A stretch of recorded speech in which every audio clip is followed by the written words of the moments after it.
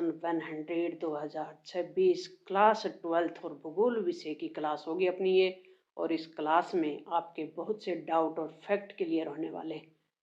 Shekhawati mission 100 द्वारा आपके लिए तैयार बोर्ड की ब्लूप्रिंट प्रश्न पत्र योजना के अनुसार, जिसको आप देख पा रहे हैं, अलग से अपने चैनल पे डाली हुई है। हर टॉपिक की प्लेलिस्ट बनी हुई है, उसको भी आप देख सकते हैं, समझ सकते हैं।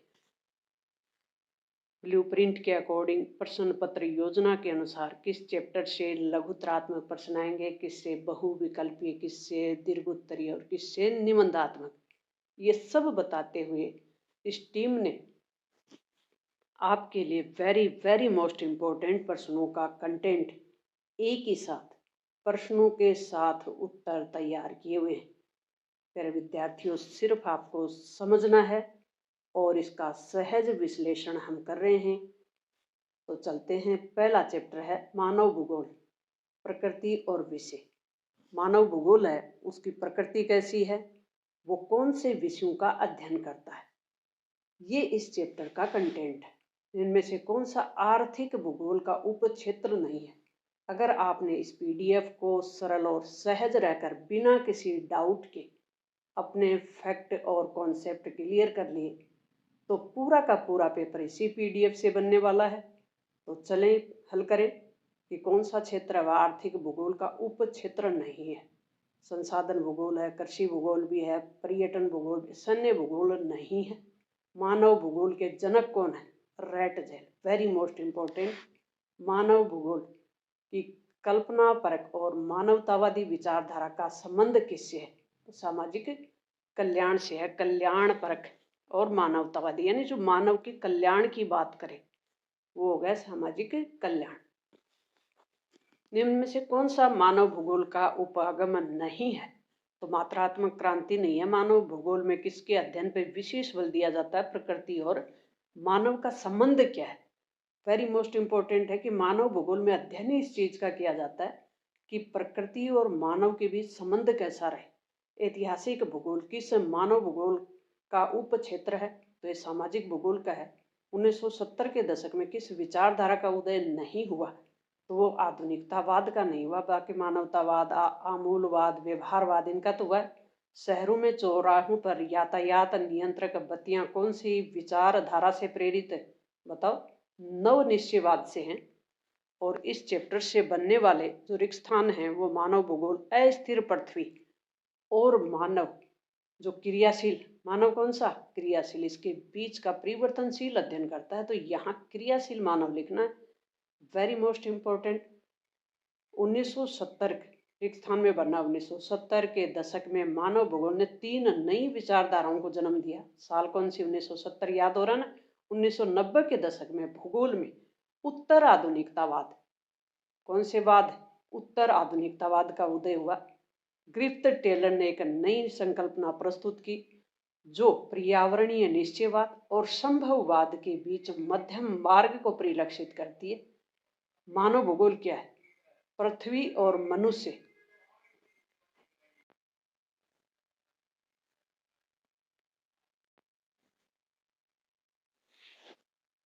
राजनीति भूगोल के 2 उपक्षेत्र कौन से हैं? एक तो निर्वाचन संबंधी काम भी राजनीति में होता है, सैन्य भूगोल का काम भी इसी में है।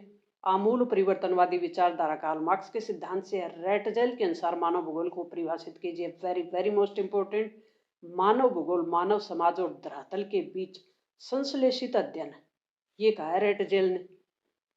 सैंपल सी के अनुसार मानव भूगोल की परिभाषा ये भी वेरी मोस्ट है। मानव भूगोल अस्थिर पृथ्वी और क्रियाशील मानव के बीच परिवर्तनशील संबंधों का अध्ययन है।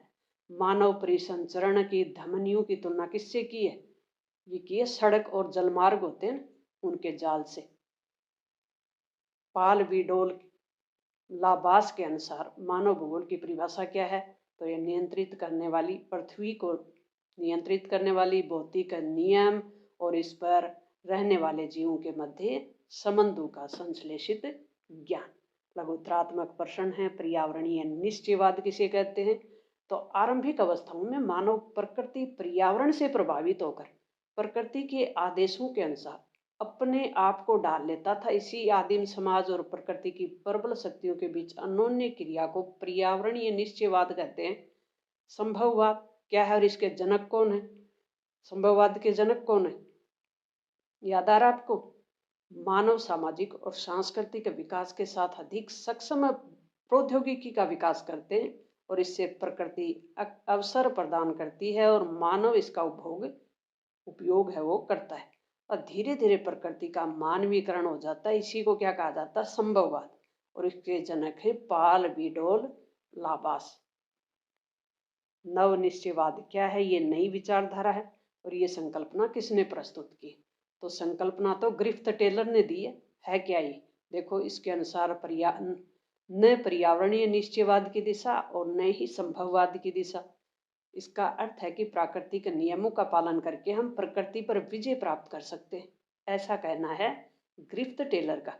सामाजिक भूगोल के क्षेत्र हो गए, जैसे सामाजिक कल्याण है, सांस्कृतिक भूगोल है, आर्थिक भूगोल के हो गए, संसाधन, कृषि, पर्यटन। इनको अच्छे से याद कर लें। मानव भूगोल की कल्याण परक और मानवतावादी विचारधारा कौन सी है? जो मानव के या लोगों के कल्याण की बात करे या उसका पक्ष ले। इसी को कहते हैं नेक्स्ट चैप्टर है विश्व की जनसंख्या। और उस जनसंख्या में वितरण समान नहीं है, वो जनसंख्या अलग अलग है। किसी देश में किसी क्षेत्र में जनसंख्या ज्यादा है, किसी में घनत्व ज्यादा है, तो कहाँ पे वृद्धि ज्यादा है। ये इस चैप्टर का मूल भाव है। एशिया में बहुत अधिक स्थानों पे कम लोग और कम स्थान ऐसे हैं जहाँ अधिक लोग रहते हैं। तो ये टिप्पणी किसने की है? ये की है ब्रिक केसी ने। निम्नलिखित में किस महाद्वीप में जनसंख्या वृद्धि सर्वाधिक है? वेरी मोस्ट इंपोर्टेंट, अफ्रीका महाद्वीप में जनसंख्या वृद्धि अधिक है। निम्न में से कौन सा विरल जनसंख्या वाला क्षेत्र नहीं है? तो दक्षिण क्षेत्र नहीं है। विरल, विरल क्या होता है? एक तो होता है संघन और एक होता है विरल। अगर ये कॉन्सेप्ट आपने ढंग से क्लियर कर ली, विरल क्या होता है, संघन क्या होता है, तो विरल होता है जहाँ जनसंख्या कम हो। तो देखो, अटाकामा में तो कमी है, भूमध्य सागरीय क्षेत्र में भी कमी है, ध्रुवीय जहाँ बर्फ पड़ती है तो वहाँ भी कमी है। तो दक्षिणी पूर्वी एशिया में जनसंख्या घनत्व ज्यादा है, तो ये विरल जनसंख्या नहीं है। कॉन्सेप्ट क्लियर है तो आप आसानी से सरल और सहज तरीके से प्रश्न को पढ़ेंगे और अपनी कॉपी में लिखेंगे। उद्योगों की उपस्थिति के कारण विश्व का कौन सा प्रदेश है? वो संघन है। जापान का कोबासा का। विश्व की 90% जनसंख्या कितने प्रतिशत स्थल भूभाग पर निवास करती है? तो वह 10% भाग पे ही 90% जनसंख्या है वो निवास करती है। विश्व में सर्वाधिक जनसंख्या घनत्व वाला सिंगापुर। Very most important. प्रवास को प्रभावित करने वाले प्रतिकारक तो प्राकृतिक विपदाएं भी हैं, प्रतिकूल जलवायु भी है, बेरोजगारी भी है। Very good, very most important. प्रवास को प्रभावित करने वाले अपकर्ष कारक। प्रतिकर्ष अगर आपको पता है तो आप आराम से कर लोगे। अपकर्ष का पता आकर्षित करना, यानी काम के अवसर बेहतर होंगे तो लोग ज्यादा बसेंगे, रहन सहन की अच्छी दशाएं होंगी तो भी लोग ज्यादा बसेंगे, जीवन और संपत्ति की सुरक्षा होगी तो भी। प्रोक्ष भी है। जनसंख्या वितरण को प्रभावित करने वाला आर्थिक कारक कौन सा है? तो खनिज भी है, नगरीकरण भी, औद्योगिकरण भी, उपरोक्त सभी है। एशिया महाद्वीप में विश्व की कितने प्रतिशत जनसंख्या निवास करती है? 60%। Very most important fact. और परिभाषाएं, कॉन्सेप्ट अगर आपके क्लियर हैं तो आपके मार्क्स नहीं कटेंगे। प्यारे विद्यार्थियों, ध्यानपूर्वक पढ़े। ये सभी प्रश्न बहुत ही मोस्ट हैं, इनको अच्छे से याद कर लें। निम्न में से कौन सा प्रतिकर्ष कारक नहीं है? तो चिकित्सा एवं शैक्षणिक जो सुविधाएं हैं वो नहीं है। खनिज की उपस्थिति के कारण विश्व के जनसंख्या का संघन क्षेत्र है वो कौन सा है? अफ्रीका का कटंगा और जाम्बिया वाला क्षेत्र। रिक्त स्थानों की पूर्ति कीजिए। भारत में जनसंख्या वृद्धि दर है वो कितनी है? 1.64%। वेरी मोस्ट इंपोर्टेंट पर्सन है ये, लगभग वेरी मोस्ट इंपोर्टेंट पर्सन है और भी वेरी वेरी हैं वो बताए जा रहे हैं। जनसांख्यिकीय संक्रमण की उच्च प्रजननशीलता और उच्च मृत्यु कौन सी अवस्था में होती है? प्रथम में। जनसांख्यिकीय वृद्धि प्रतिशत में व्यक्त की जाती है। विश्व में सर्वाधिक जनसंख्या चीन में है। जनसंख्या परिवर्तन धनात्मक और ऋणात्मक दोनों प्रकार की हो सकती है। एशिया जनसंख्या का घनत्व 146 है। विश्व में जनसंख्या में भारत का दूसरा स्थान है। वेरी मोस्ट इंपोर्टेंट सागरीय जलवायु है, सुखद जलवायु है। प्रवासी जो किए गए प्रवासी जो किसी स्थान पे जाते हैं, दूसरे स्थान पे जाते हैं, उनको अप्रवासी कहते हैं।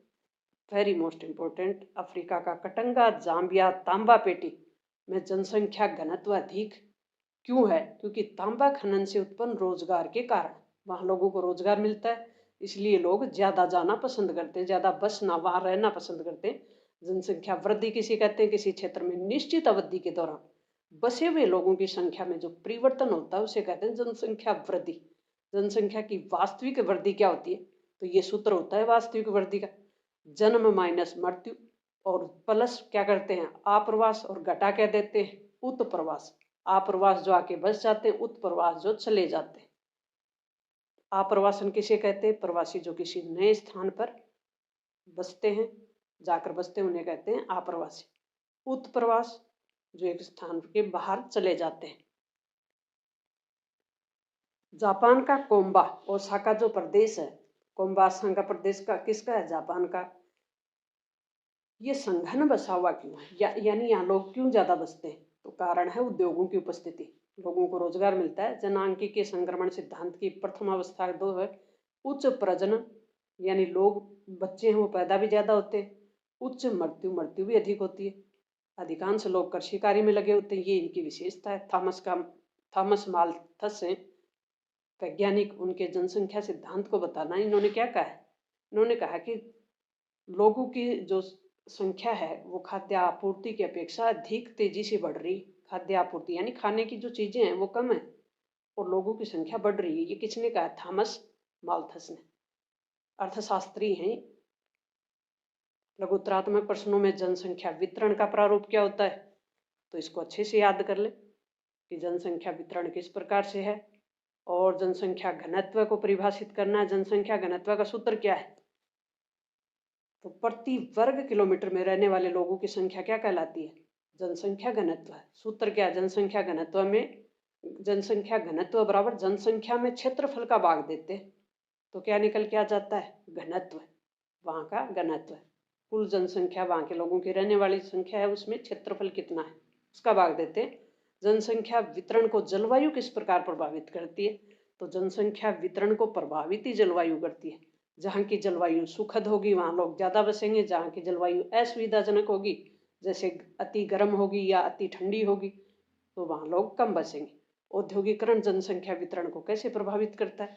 तो उद्योग भी बहुत ज्यादा प्रभावित करते हैं। जहाँ रोजगार मिलेगा तो लोग वहाँ ज्यादा बसेंगे, कारखाने होंगे, श्रमिक वहाँ ज्यादा रहेंगे, दुकानदार भी रहेंगे, बैंककर्मी भी रहेंगे, डॉक्टर भी रहेंगे। प्रवास क्या होता है? जहाँ रहते हैं ना उसको क्या कहते हैं? प्रवास। तो प्रवास को प्रतिकारक, 2 कारक होते हैं इसके प्रवास के। प्रतिकर्ष जो कि बेरोजगारी, रहन सहन की निम्न दशाएं हो, राजनीतिक उपद्रव होते हो, प्रतिकूल जलवायु हो, प्राकृतिक विपदाएं, महामारी वगैरह आते हो तो लोग वहां से चले जाएंगे। अपकर्ष दूसरा अच्छा कारक है, जो काम के अवसर बेहतर हो, रहन सहन की अच्छी दशाएं हो, शांति और स्थायित्व भी हो, जीवन और संपत्ति की सुरक्षा भी हो जाए तो लोग वहां रहना पसंद करेंगे। जनसांख्यिकीय संक्रमण सिद्धांत है, इसकी कितनी अवस्थाएं ये बताएं। ये सिद्धांत ग्रामीण समाज, खेतीहर और अशिक्षित अवस्था में उन्नति करके नगरीय, औद्योगिक और साक्षर जो बनता है तो किसी प्रदेश की जनसंख्या का उच्च दर और उच्च मृत्यु दर, निम्न जन्म दर और निम्न मृत्यु दर में परिवर्तित होती है। जनसंख्या नियंत्रण के कुछ 4 उपाय बताने के नियंत्रण कैसे करें, जनसंख्या को, बढ़ती हुई जनसंख्या को नियंत्रित कैसे करें। तो इसके लिए परिवार नियोजन करें, महिला को स्वास्थ्य को बेहतर रखने के लिए जागरूक करें, गर्भ निरोधक की सुगमता उपलब्ध कराएं, जनसंख्या वृद्धि के प्रभाव क्या है इसके प्रति जागरूकता फैलाएं। किसी देश की जनसंख्या इतनी है, क्षेत्रफल इतना है तो घनत्व कैसे निकालेंगे? जनसंख्या में किसका भाग देंगे? क्षेत्रफल का, आसानी से निकाल लेंगे। कॉन्सेप्ट क्लियर है तो आंसर हल करने में, कहने का मतलब क्वेश्चन को हल करने में बहुत आसानी होती है। कॉन्सेप्ट क्लियर करें, इसके लिए अलग अलग समय पे आपको मॉडल पेपर करवाया हुआ है, बोर्ड द्वारा जारी मॉडल पेपर, शेखावटी मिशन का मॉडल पेपर इसमें है। वो नेक्स्ट वीडियो अपना उसी पे होगा। अपने दोस्तों को तक शेयर नहीं किया तो जल्दी कर दें। जनसंख्या वितरण को प्रभावित करने वाले कोई 3 भौतिक कारक बताने। जल की उपलब्धता होगी, भू आकृति होगी और मृदा होगी। ये 3 कारक लिख देंगे। जनसंख्या वितरण को प्रभावित करने वाले 3 आर्थिक यानी जिनसे पैसे आते हो। भौतिक होते हैं जो जलवायु संबंधित, भूभाग से संबंधित, ये पैसे से संबंधित हो। जैसे खनिज जहाँ अधिक लगेंगे, जैसे अफ्रीका का कटंगा, जाम्बिया पेटी है, तांबा पेटी है। औद्योगिक जहाँ उद्योग लगे होंगे, जैसे कोम्बा, संख्य, नगरीकरण, ये आर्थिक कारक है। परिवर्तन के घटक जन्म, मृत्यु, आप्रवास, वेरी मोस्ट इंपॉर्टेंट है। अशोधित जन्म दर को परिभाषित कीजिए और इसका सूत्र भी लिखना है। तो किसी क्षेत्र विशेष की जीवित जन्म लेने वाले बच्चे में भाग किसका देंगे? वर्ष के मध्य की जनसंख्या का, और गुणा किससे कर देंगे? 1000 से। ये हो जाएगी अशोधित जन्म दर। और मृत्यु दर को भी इसी प्रकार से निकाल लेंगे, उसमें मरने वालों की संख्या लिखेंगे और जो वर्ष के मध्य की जनसंख्या वो लिख देंगे, 1000 से गुना कर देंगे। नेक्स्ट चैप्टर मानव विकास से संबंधित है, वेरी मोस्ट इंपॉर्टेंट है और सरल भी है। मानव का विकास ही चेक करना है। मानव विकास की अवधारणा किस विद्वान ने दी? वेरी मोस्ट इंपॉर्टेंट, डॉक्टर महबूब उल हक ने। मानव विकास की अवधारणा निम्न में से किस संकल्पना पर आधारित है? तो ये चारों संकल्पना है: सतत पोषणीयता, उत्पादकता, सशक्तिकरण। उच्च मानव विकास सूचकांक वाले देशों का सूचकांक स्कोर है वो कितना होता है? वो होता है 0.700 से 0.799 के बीच। इनमें से किस देश के लिए सकल राष्ट्रीय प्रसन्नता, देश की प्रगति का आधिकारिक माप घोषित किया गया है? वो देश कौन सा है? भूटान। अंतर्राष्ट्रीय श्रम संगठन ILO ने मानव विकास के किस उपागम का प्रतिपादन किया है? आधारभूत आवश्यकता उपागम। प्रोफेसर अमर्त्य सेन का संबंध किस मानव कल्याण से है? वेरी इंपॉर्टेंट, क्षमता उपागम से। सर्वोच्च मानव विकास सूचकांक वाला देश कौन सा है? Norway. Very very most important, मानव विकास सूचकांक वर्ग कितने देश शामिल होते हैं इसमें? इसमें होते हैं 37 देशों का आंकड़ा होता है। मानव विकास महत्वपूर्ण पक्ष है तो दीर्घ और स्वस्थ जीवन भी होता है। ज्ञान अर्जित कितना किया है, जीवन जीने के लिए पर्याप्त साधन है कि नहीं है, ये भी होता है। प्रतिवर्ष मानव विकास का प्रतिवेदन प्रकाशित कौन करता है? UNDP, संयुक्त राष्ट्र संघ की United Nation development programme agency है। मानव विकास प्रतिवेदन 2020 के अनुसार अति उच्च मानव विकास सूचकांक वाले देशों की संख्या है। मानव विकास प्रतिवेदन 2020 के अनुसार मानव विकास सूचकांक वाले देशों की संख्या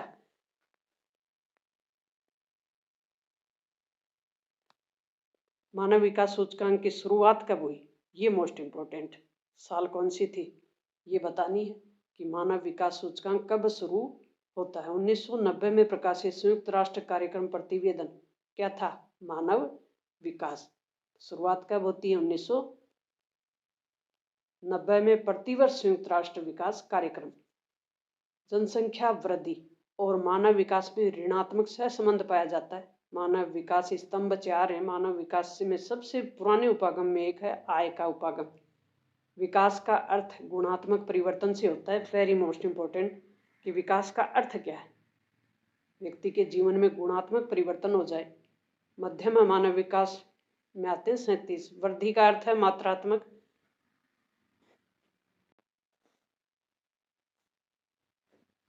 वृद्धि और विकास में अंतर क्या है? वृद्धि धनात्मक और ऋणात्मक दोनों प्रकार की हो सकती है, परंतु विकास सिर्फ गुणात्मक सकारात्मक परिवर्तन ही है। वृद्धि में मात्रात्मक होता है जबकि मूल्य निरपेक्ष होती है, जबकि विकास है वो गुणात्मक होता है और मूल्य सापेक्ष होता है। मानव विकास क्या है?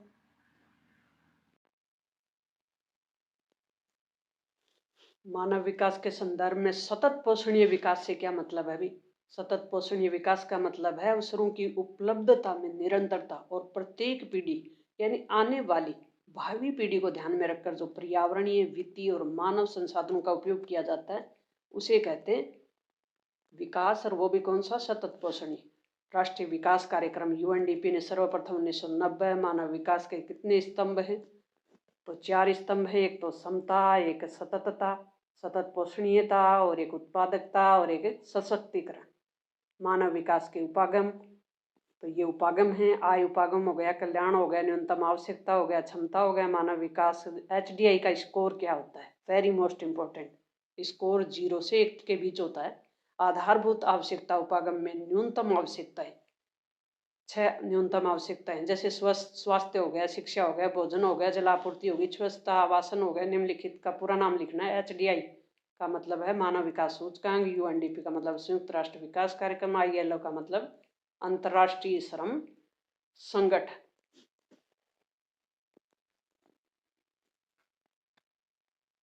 इनको एक बार अच्छे से याद कर लें आप। विकास के लिए शिक्षा, स्वास्थ्य और संसाधनों तक पहुंच। तो सशक्तिकरण का मतलब क्या होता है? मजबूत बनाना। नेक्स्ट चैप्टर है प्राथमिक क्रियाओं से। और प्राथमिक क्रियाएं कौन सी होती हैं? जो खेती किसानी से जुड़ी होती हैं, उत्पादन से जुड़ी होती हैं। इनमें से कौन सा प्राथमिक क्रियाओं से संबंधित है? पशुचारण, आखेट, कृषि, विनिर्माण नहीं है, शामिल नहीं है। विनिर्माण द्वितीय क्षेत्र की क्रिया है, इसलिए नहीं है। इनमें से कौन सी फसल रोपण कृषि से संबंधित है? तो रबड़ भी है, गन्ना भी है, चाय भी, उपरोक्त सभी। इनमें से कौन सी विशेषता रोपण कृषि की नहीं है, ये बताना है। कृषि विस्तर क्षेत्र में की जाती है रोपण कृषि, बिल्कुल। अधिक पूंजी निवेश होता है, बिल्कुल। सस्ते श्रमिक भी होते हैं, बिल्कुल। निम्न प्रबंधन तकनीकी आधार, ये नहीं होता। निम्नलिखित में से भूमध्य सागरीय कृषि से संबंधित क्षेत्र कौन सा है? मध्य कैलिफोर्निया का भूमध्य कृषि क्षेत्र नहीं है। नहीं है, पूछा है, सॉरी, नहीं है। तो मध्य कैलिफोर्निया नहीं है। मध्यवर्ती चिली तो है, दक्षिणी अफ्रीका और दक्षिणी पश्चिमी भाग भी है, भूमध्य सागरीय तट भी है। निम्नलिखित में से किसने सहकारी आंदोलन सर्वाधिक सफल रहा? डेनमार्क में। सहकारी आंदोलन किस देश में चलाया गया था? डेनमार्क में।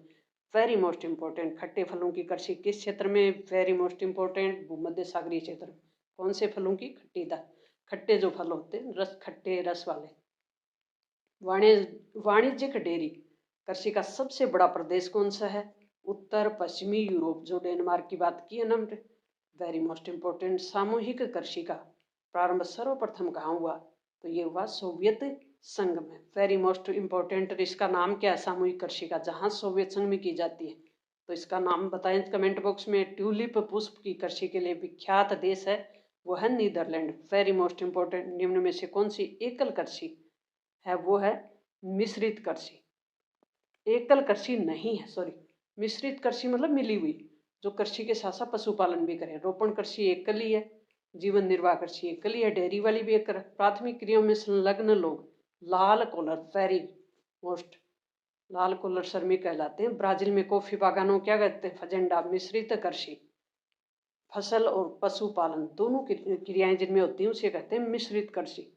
सोवियत संघ में सामूहिक कृषि को काल खोज कहते हैं। काल खोज किसे कहते हैं? सोवियत संघ की जो सामूहिक खेती होती है उसको काल खोज कहते हैं। वेरी मोस्ट इंपॉर्टेंट, स्थानांतरित कृषि को कर्तन दहन कृषि भी कहते हैं। विश्व की सहकारी आंदोलन में सर्वाधिक डेनमार्क, ये देख ही लिया। अंगूर की कृषि भूमध्य सागर में। वेरी मोस्ट इंपॉर्टेंट, कुनैन नामक वृक्ष, सिनकोना। वेरी मोस्ट इंपॉर्टेंट है। आर्थिक क्रियाएं किसे कहते हैं? वे क्रियाएं जिनसे मानव को आय प्राप्त होती है। ऋतु प्रवास, जो ऋतु के अनुसार प्रवास करें रहे, जैसे भेड़ बकरी वाले लोग होते हैं ना, ऊंट वाले होते हैं, जो उनको चारा उपलब्ध होता है, वैसे ही वो ऋतु के अनुसार एक जगह से दूसरी जगह चले जाते हैं। भारत में हिमालय पर्वतीय क्षेत्रों में ऋतु प्रवास वाली जो पशु चारक जातियां हैं, जैसे गुज्जर, बकरवाल और गद्दी और भूटिया, इनके नाम अच्छे से याद कर दें। चलवासी पशु चारकों की संख्या और क्षेत्र में कमी के कारण बताने हैं यहाँ। तो ये राजनीतिक सीमाओं का इनमें अधिरोपण रहता है। कई देशों द्वारा नई बस्तियां बसा देना, इनका क्षेत्र है वो कम हो जाता है इससे। तो इससे ये बाकी जो भी प्रश्न है ये आपको अच्छे से याद करने हैं।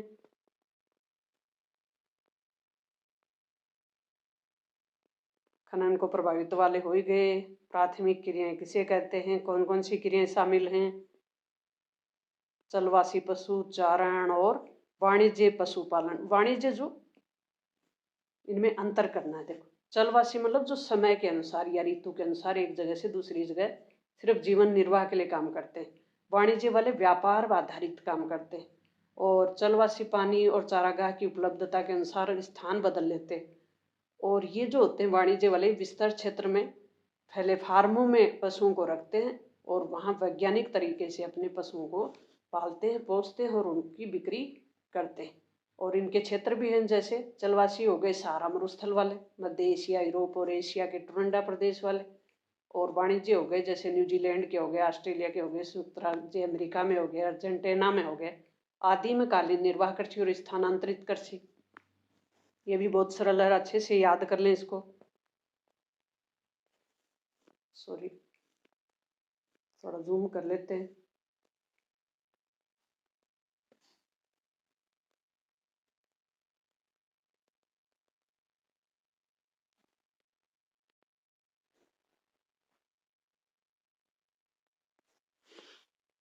नेक्स्ट चैप्टर है द्वितीय क्रियाएं। विनिर्माण संबंधित उद्योग है वो द्वितीय क्रियाओं में आता है।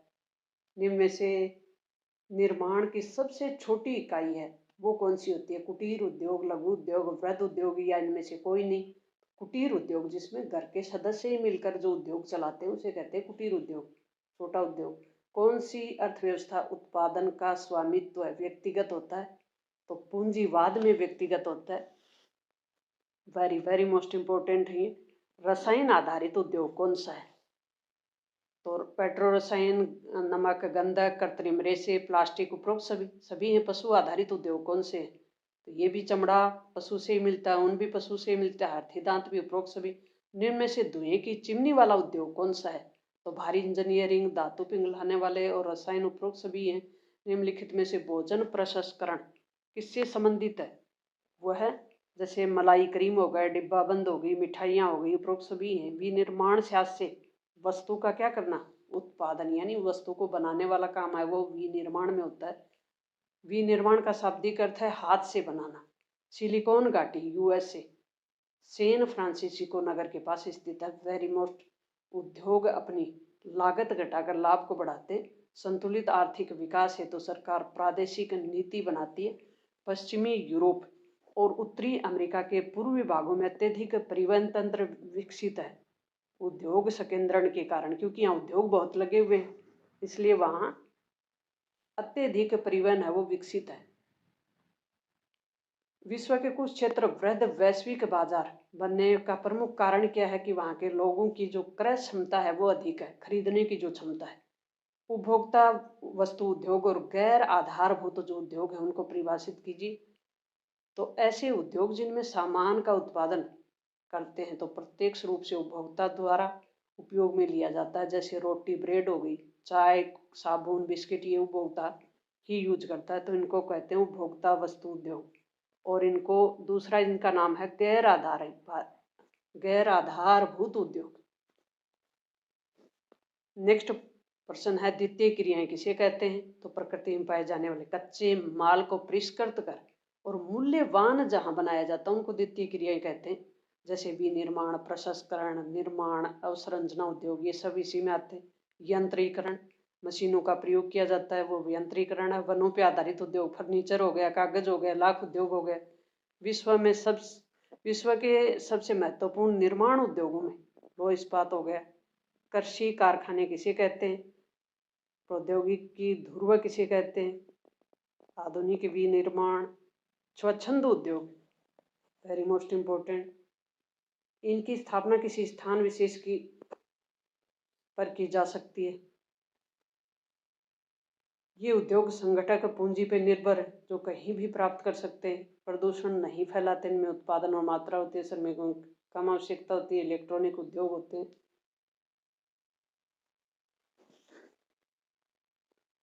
स्वामित्व आधारित उद्योग, ये भी वेरी मोस्ट इम्पोर्टेंट है। सार्वजनिक यानी जिसमें सरकार का नियंत्रण हो, समाजवादी देशों में ऐसे ही है। निजी उद्योग जिसमें व्यक्ति विशेष का नियंत्रण हो, पूंजीवादी देशों में ऐसे ही होता है। संयुक्त उद्योग जिसमें सरकार और निजी दोनों मिलकर प्रयास करें उन्हें कहते हैं संयुक्त उद्योग। प्राथमिक और द्वितीय क्रियाओं में अंतर आप कर ही लोगे।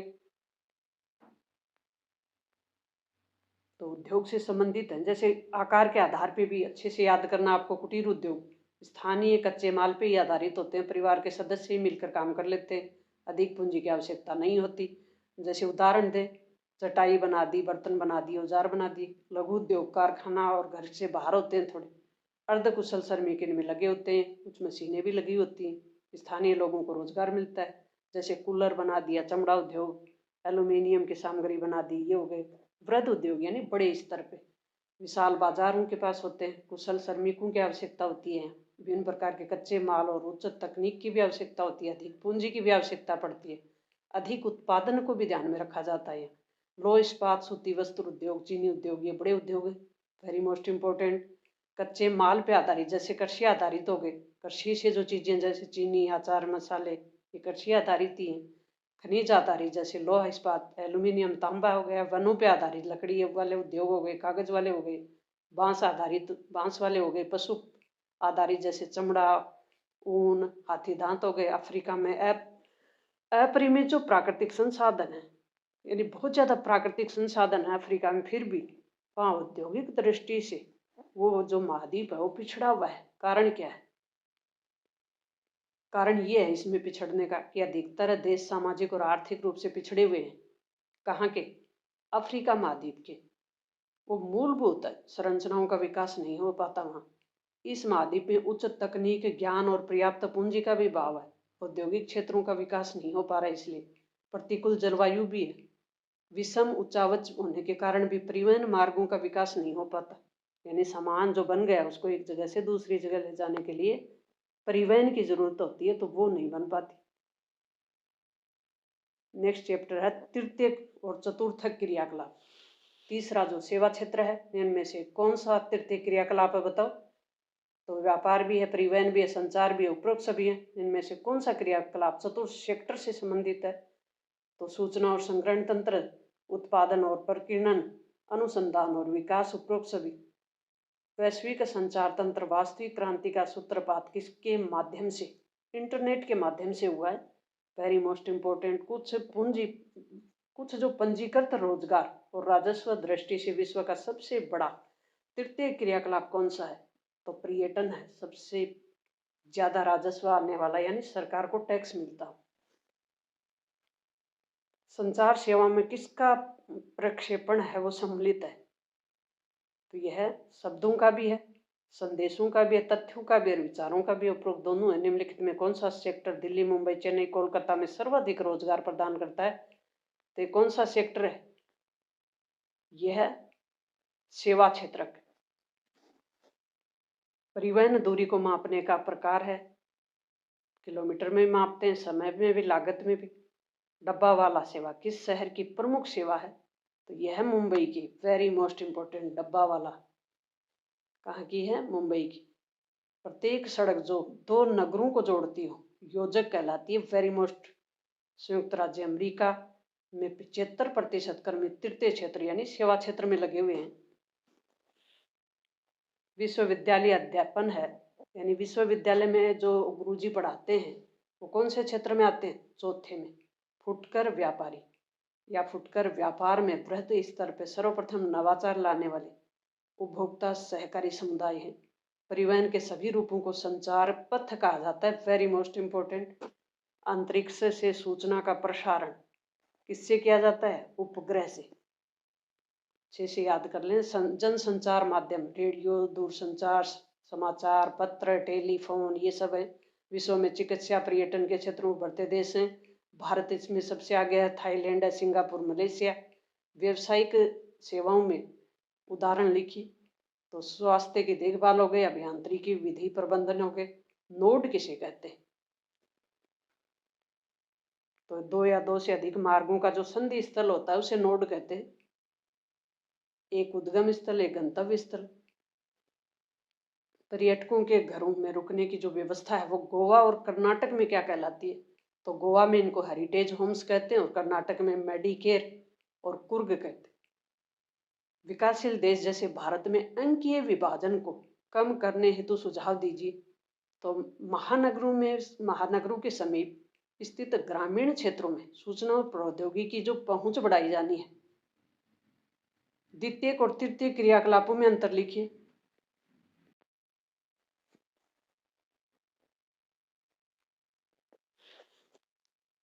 देखो, परिवहन और संचार में क्या अंतर है? परिवहन में व्यक्ति और जो बनी हुई चीजें हैं, विनिर्मित माल है, उसका भौतिक रूप से एक स्थान से दूसरे स्थान पे ले जाया जाता है।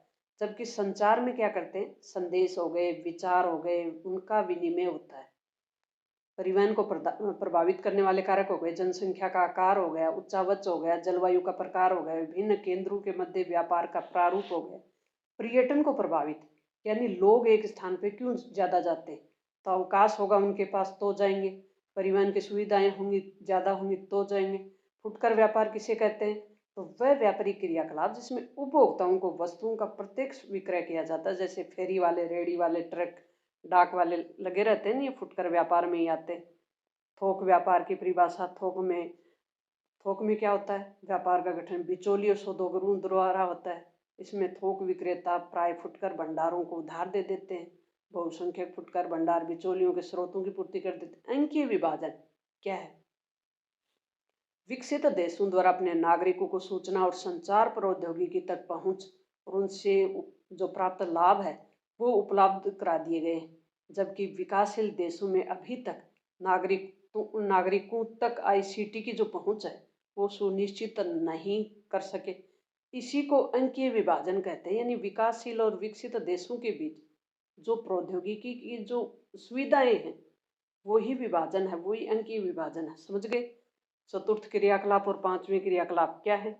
चौथे क्रियाकलाप में क्या हो गए, देखो चौथे में आते हैं अनुसंधान वाले विकास केंद्रित, जबकि पांचवें में कौन से आएंगे, वे नवीन विचार प्रौद्योगिकी केंद्रित, और चौथे में आएंगे ज्ञान मुखी जो भी काम है वो आएंगे, और पांचवें में आएंगे जो निर्णय लेते हैं ना, नीति निर्माण करने वाले महासचिव हो गए, संयुक्त सचिव हो गए, वो पांचवें में आएंगे, आईएएस ऑफिसर जो भी। और चौथे में आते हैं जो कॉलेज में प्रोफेसर, इसमें शिक्षक, चिकित्सक, लेखाकार हो गए, इसमें नीति निर्माण करने वाले वैज्ञानिक हो गए, सचिव हो गए, सरकार से जुड़े हुए लोग हो गए। बाह्य स्रोतन के कारण विभिन्न देशों में रोजगार के अवसरों का सर्जन हुआ है। स्पष्ट कीजिए बाह्य स्रोतन क्या होते हैं, पहले तो ये बताओ। ये अगर कॉन्सेप्ट आपका क्लियर है तो आप उत्तर दे पाएंगे।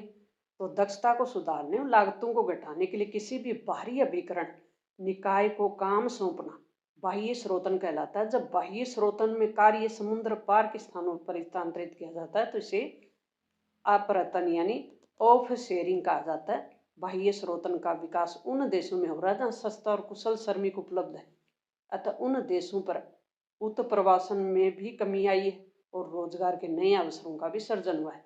ज्ञान जो प्रक्रमण है बाह्य स्रोतन और व्यवसाय में भी अंतर बताना है, तो किस प्रकार से ये प्रभावित हुए हैं। व्यापारिक केंद्र किसने कहते हैं, अपने टॉपर नोट्स भी डाले हुए हैं, पर चैप्टर की पीडीएफ भी बनी हुई है, प्यारे विद्यार्थियों सरल और सहज होकर पूरा विश्लेषण ये भी करवाया जा रहा है। तो आप ध्यानपूर्वक पढ़ेंगे तो एक भी मार्क्स आपका कटेगा नहीं। स्कोरिंग सब्जेक्ट है भूगोल, इसमें एक भी सब मार्क्स है वो कटता नहीं है। व्यापारिक केंद्र किन्हें कहते हैं, इसके प्रकारों का वर्णन करो। तो ये वो स्थान जहाँ उत्पादित वस्तुओं और सेवाओं का क्रय और विक्रय किया जाता है उन्हें कहते हैं व्यापारिक केंद्र। और व्यापारिक केंद्र दो प्रकार के होते हैं, एक तो ग्रामीण विपणन केंद्र और एक हो गए शहरी यानी नगरीय बाजार केंद्र। याद हो गए ना। तो ग्रामीण व्यापारिक केंद्र बस्तियों के समीप होते हैं, ये अर्ध नगरीय केंद्र होते हैं, व्यक्तिगत और व्यावसायिक सेवाएं सुविकसित नहीं होती। यहाँ ग्रामीण लोगों की अधिक मांग वाली वस्तुओं और सेवाओं की आपूर्ति होती है। बाजार केंद्रित जो क्षेत्र होते हैं वो नगरों के समीप होते हैं। तो इनको अच्छे से समझ लें। परिवहन और संचार नेक्स्ट चैप्टर। यदि आपको लंबी दूरी की यात्रा कम समय में करनी हो तो आप कौन सा परिवहन का साधन लोगे, जो फास्ट परिवहन का साधन है वायु परिवहन लेंगे। संचार की वह विधि जो संचार के अन्य साधनों का नियमन करती है उसे कहते हैं उपग्रह संचार। विश्व का सबसे लंबा रेल मार्ग कौन सा है, वेरी मोस्ट इंपोर्टेंट, पार साइबेरियन रेल मार्ग।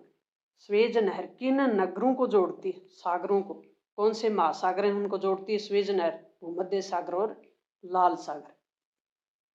BL, बी से हो गया भू, BH से बनता है ना भय, तो B ले लिया और L, BL वाला हो गया भूमध्य सागर और लाल सागर। पनामा नहर किन महासागरों को जोड़ती है, इसको कैसे याद करेंगे, अटलांटिक महासागर और प्रशांत। AP को जोड़ती है, A से अटलांटिक, P से प्रशांत। विश्व का व्यस्ततम व्यापारिक जल मार्ग कौन सा है, उत्तरी अटलांटिक समुद्री मार्ग। कौन सा समुद्री मार्ग प्राचीन विश्व के हृदय स्थल कहे जाने वाले क्षेत्रों से गुजरता है? वह भूमध्य सागर हिंद महासागरीय समुद्री मार्ग। पनामा नहर कितने जलबंधक है? वेरी मोस्ट इंपॉर्टेंट, मुख्य 3 है इसमें और वैसे 6 हैं। भारत द्वारा आर्यभट्ट का प्रक्षेपण किया गया कब? अप्रैल 1975 को। वेरी मोस्ट इंपॉर्टेंट प्रश्न चल रहे हैं प्यारे विद्यार्थियों। अपने राष्ट्रीय महाराजमार्ग 7 कौन से देशों को या स्थानों को जोड़ता है? भारत के कौन से स्थानों को जोड़ता है? वाराणसी से कन्याकुमारी को। रेल मार्गों में मानक लाइन 2 पटरियों के बीच की दूरी 1.44, तो उपयोग किस देश में किया जाता है? ये किया जाता है ब्रिटेन में। किस देश में रेल घनत्व है वो सर्वाधिक है? वह है बेल्जियम में। एफिल टावर के सामने कौन सी नदी आंतरिक जलमार्ग बनाती है? ये बनाती है साइबे नदी। किस वर्ष से जो स्वेज नहर है उसका निर्माण किया गया था? साल थी 1869 की। स्वेज नहर का निर्माण होगा। इंग्लैंड में स्थित जो यूरो टनल ग्रुप द्वारा संचालित सुरंग मार्ग कौन से 2 स्थानों को जोड़ती है? पेरिस लंदन को। विश्व में प्रथम सार्वजनिक रेल मार्ग 1825 में सर्वप्रथम सार्वजनिक रेल मार्ग किन 2 स्थानों के बीच? स्टॉकडम और डेलिगंटन। हिमाच्छादित मैदानों में स्लेज गाड़ी खींचने तो कौन से पशुओं का उपयोग किया जाता है? कुत्ते और रेडियर का। छोटी दूरियों के लिए परिवहन और कौन सा साधन सर्वाधिक उपयुक्त है? सड़क परिवहन सबसे उपयुक्त है छोटी दूरियों के लिए। जर्मनी में अच्छी गुणवत्ता वाली तीव्रगामी सड़कों को क्या कहा जाता है? ऑटोबान। ट्रांस कनाडियन महामार्ग कौन से 2 महामार्गों को जोड़ती है? वैंकूवर सेंट जॉन को। अलास्का राजमार्ग कौन से 2 नगरों को जोड़ता है? एंडमंड और एकोरेंज को। भारत का सबसे लंबा महामार्ग है वो कौन सा है? 7 नंबर वोल्गा जलमार्ग स्थित है रूस में। वेरी मोस्ट इंपोर्टेंट, रिक्त स्थानों की पूर्ति।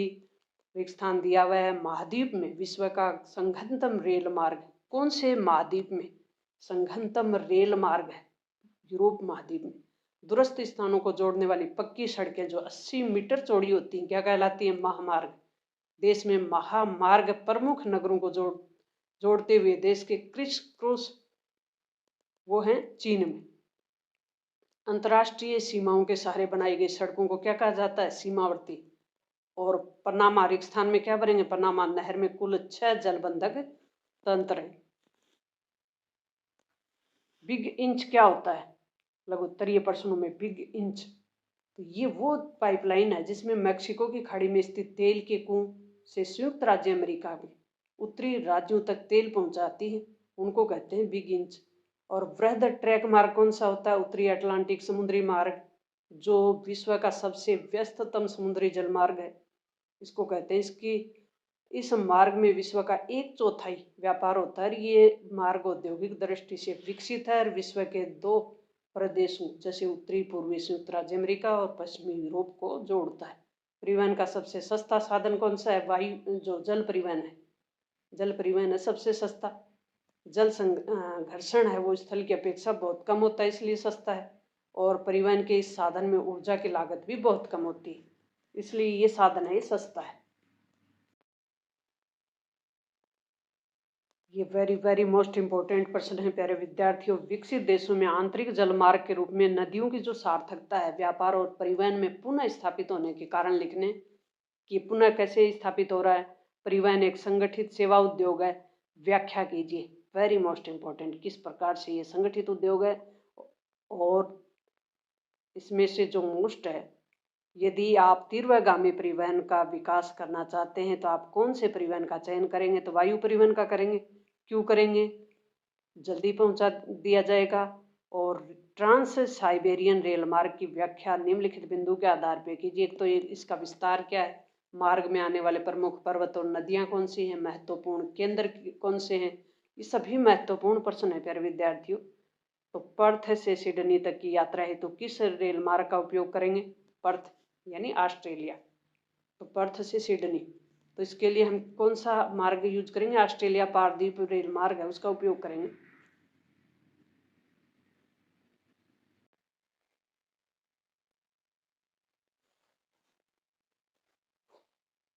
नेक्स्ट प्रश्न है साइबर स्पेस इंटरनेट से आप क्या समझते हैं? तो साइबर स्पेस विद्युत द्वारा कंप्यूटरीकृत स्पेस का संसार है। ये वर्ल्ड वाइड वेब जैसे इंटरनेट द्वारा आवर्त है यानी जुड़ा हुआ है।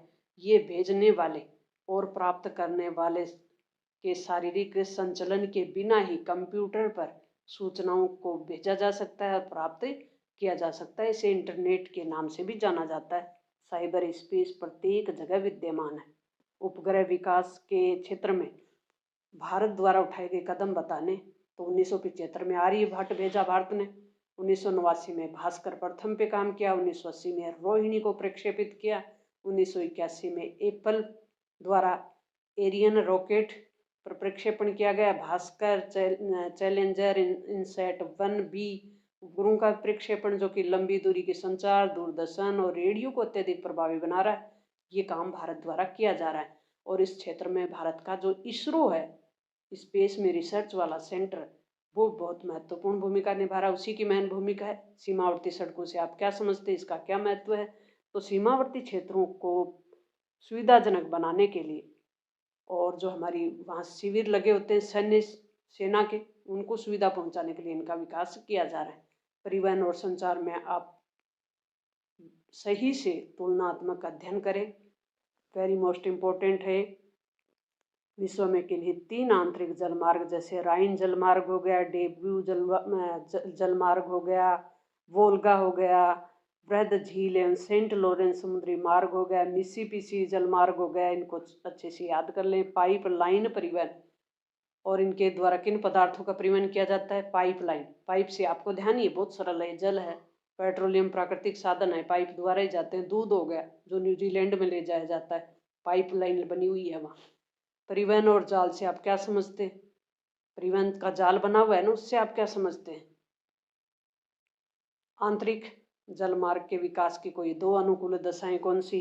तो नदी या नहर है उसको चौड़ी, गहरी और गाद से मुक्ति, यानी उसके में जो गाद जम जाती है उसको निकाल देना चाहिए। जल पर्याप्त मात्रा में उपलब्ध होना चाहिए, तभी आंतरिक जलमार्ग है वो सही से काम कर पाएगा। नेक्स्ट और वेरी मोस्ट इम्पोर्टेंट चैप्टर है वो अंतर्राष्ट्रीय व्यापार। 2 या 2 से अधिक देशों के बीच जो व्यापार होता है उसे कहते हैं अंतर्राष्ट्रीय व्यापार। संसार में अधिकांश महान पतन इस प्रकार वर्गीकृत किए गए। किस प्रकार से? विस्तृत पतन के रूप में। निम्नलिखित में से महाद्वीपों में किसी एक विश्व व्यापार का सर्वाधिक प्रभाव होता है, वो कौन सा है? उत्तरी अमेरिका। निम्न में से कौन सा एक विश्राम पतन, विश्राम मतलब जहाँ ठहरते हैं, पतन यानी पानी की जहाजें, वो कौन सा है? वो है होनोलुलु। अंतर्राष्ट्रीय व्यापार का आधार क्या है? तो आर्थिक क्रियाओं की प्रावस्था है, राष्ट्रीय संसाधनों में भिन्नता है, जनसंख्या कारक है, उपरोक्त सभी हो जाएंगे। WTO की स्थापना वेरी मोस्ट इम्पोर्टेंट कब हुई? 1995 को। WTO विश्व व्यापार संगठन का मुख्यालय कहाँ है? जिनेवा में। निम्न में कौन सा तेल पतन है? तो ये कौन सा है?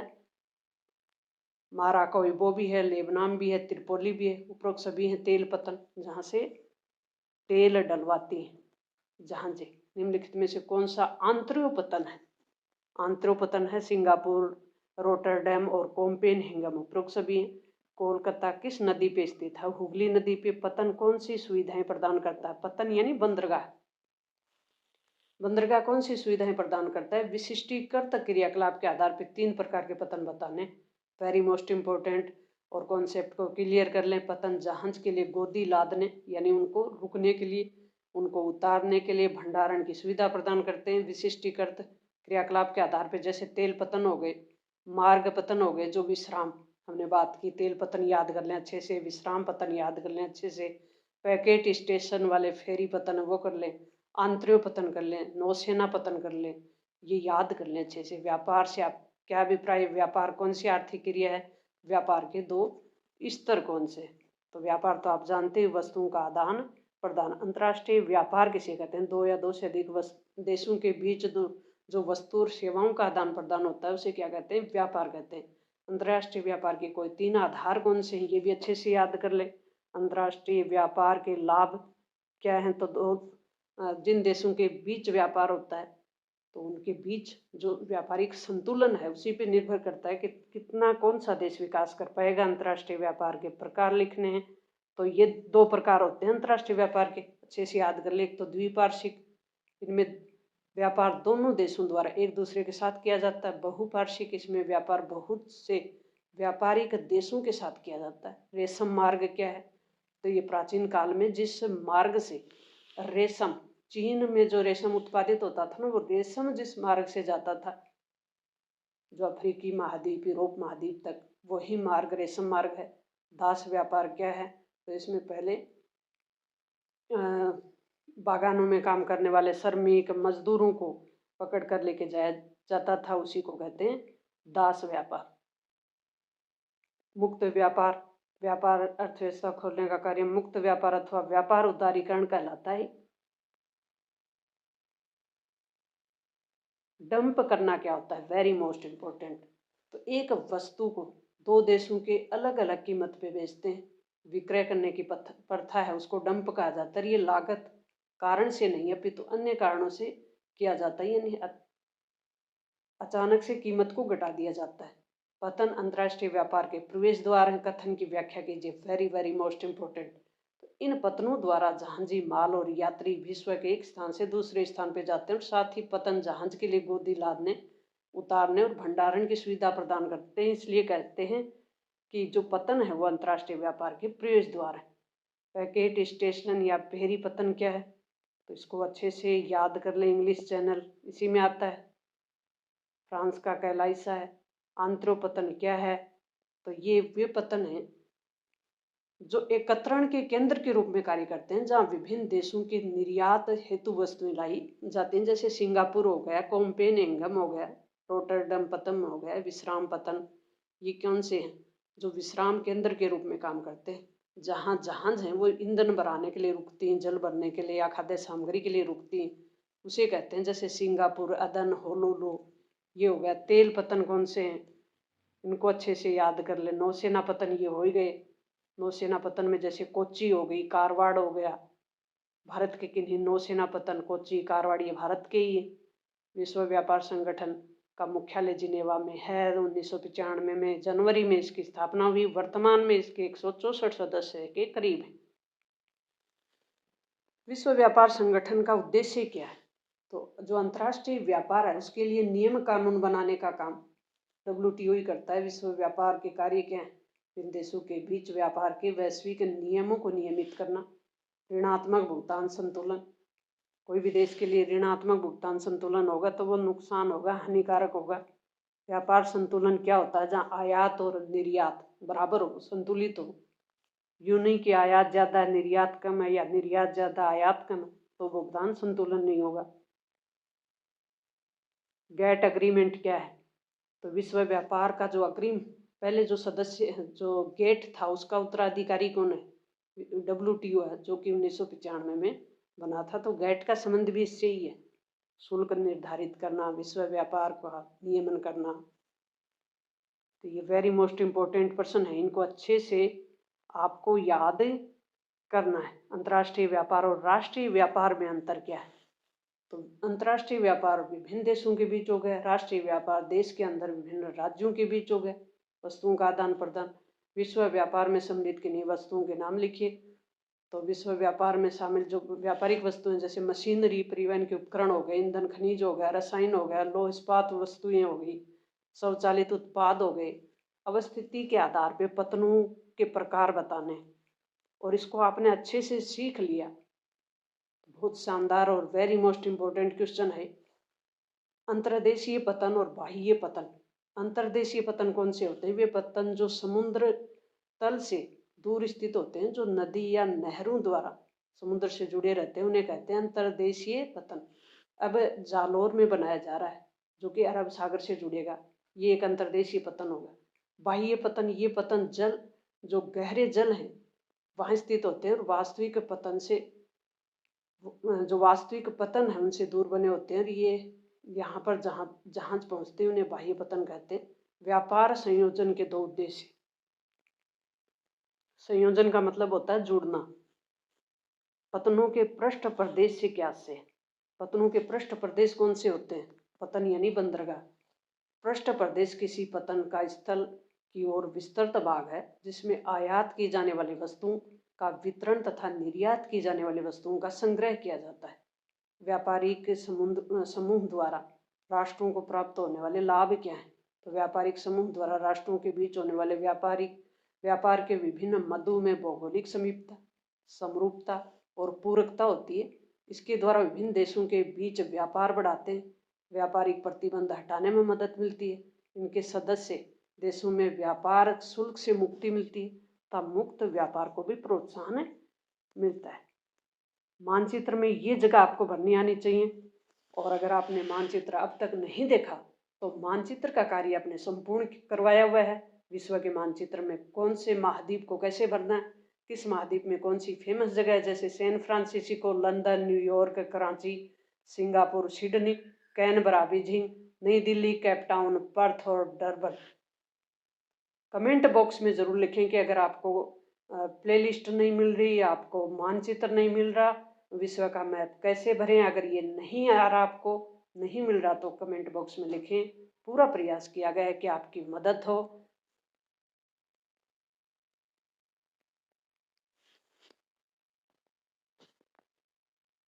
नेक्स्ट होगा अपना, वो होगा जनसंख्या वितरण, घनत्व, वृद्धि और संगठन।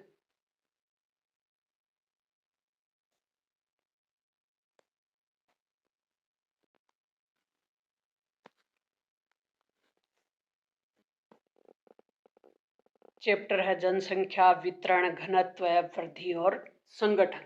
जनसंख्या किसकी? भारत की। संगठन यानी भारत में भी जनसंख्या है, वो हर क्षेत्र में समान नहीं है, अलग अलग है। कहीं जनसंख्या ज़्यादा है, कहीं जनसंख्या का वितरण अधिक है, कहीं घनत्व अधिक है, कहीं कम है, कहीं वृद्धि अधिक है, कहीं संगठन अधिक है। अब हम इनके प्रश्न हल करेंगे। भारत की पहली जनगणना किस वर्ष हुई? वेरी मोस्ट इम्पोर्टेंट, 1872 में। इनमें से किस राज्य में जनसंख्या घनत्व सबसे कम है? वह है अरुणाचल प्रदेश। भारत सरकार ने किस वर्ष कौशल विकास और उद्यमिता नीति बनाई थी? 2015 में। प्यारे विद्यार्थियों, ये वेरी मोस्ट इम्पोर्टेंट प्रश्न है और वेरी में से वेरी मोस्ट इम्पोर्टेंट आपको चिन्हित करवाया जा रहा है। निम्नलिखित में से कौन सा एक समूह भारत की विशालतम भाषाई समूह है, वो बताना है। तो भारतीय आर्य हैं, ये विशालतम भाषाई समूह है। अपने खुद के टॉपर नोट्स, अपने खुद के 2025 का जो सिलेबस है वो चेंज नहीं हुआ है, उसके भी प्लेलिस्ट इस वर्ष के जो मॉडल पेपर हैं बोर्ड द्वारा जारी, वो सब करवाए हुए हैं। इसका ब्लूप्रिंट, प्रश्न पत्र, योजना, प्यारे विद्यार्थियों, आपकी पूरी मदद करने का प्रयास किया जा रहा है। सरकार ने भले ही आपके 1 महीने पहले एग्ज़ाम करवाने का डिसीजन ले लिया हो, लेकिन हम आपके साथ खड़े हैं। 30 दिन में आप अपनी रणनीति कैसे बनाएं कि आप एक टॉपर विद्यार्थी बन सके। भूगोल वालों के लिए जो लैब असिस्टेंट की वैकेंसी, एक शानदार वैकेंसी आई हुई है, अगर उसमें फॉर्म नहीं लगाया तो भी देख लें। बीएसटीसी के फॉर्म निकले हुए हैं। सीईटी का अब की बार 2 होगा, प्री और मेन होगा, तो आप अपना करियर बेहतर बना सकें। इसलिए प्यारे विद्यार्थियों, हम प्रयास कर रहे हैं कि बच्चों का कोई भी मार्क्स है किसी भी प्रकार से नुकसान नहीं हो, कोई मार्क्स कटे नहीं। टॉपर स्टूडेंट की कॉपी डाली हुई है, पूरा प्रयास किया हुआ है आपके लिए। निम्नलिखित में से किस राज्य की जनसंख्या सर्वाधिक है? भारत में सर्वाधिक जनसंख्या वाला राज्य कौन सा है? उत्तर प्रदेश। निम्न में किस समय अवधि में ऋणात्मक वृद्धि दर्ज की गई? ये बताना है। भारत का वो पीरियड जब ऋणात्मक यानी जनसंख्या वृद्धि कम हो गई थी, साल कौन सी थी? 1911 से 1921 का दशक था वो, 10 साल का पीरियड, क्योंकि जनसंख्या 10 साल के बाद होती है। निम्नलिखित में से किस दशक के समयावधि को भारत में जनसंख्या विस्फोट यानी बहुत ज़्यादा वृद्धि हो गई? वो भी याद रखनी है, 1951 से 1981। ये दोनों सालों के फैक्ट हैं, वो बिल्कुल क्लियर रखने हैं आपको। यूँ नहीं कि इसको यहाँ मिला दें, इसको यहाँ मिला दें, ऐसा नहीं करना।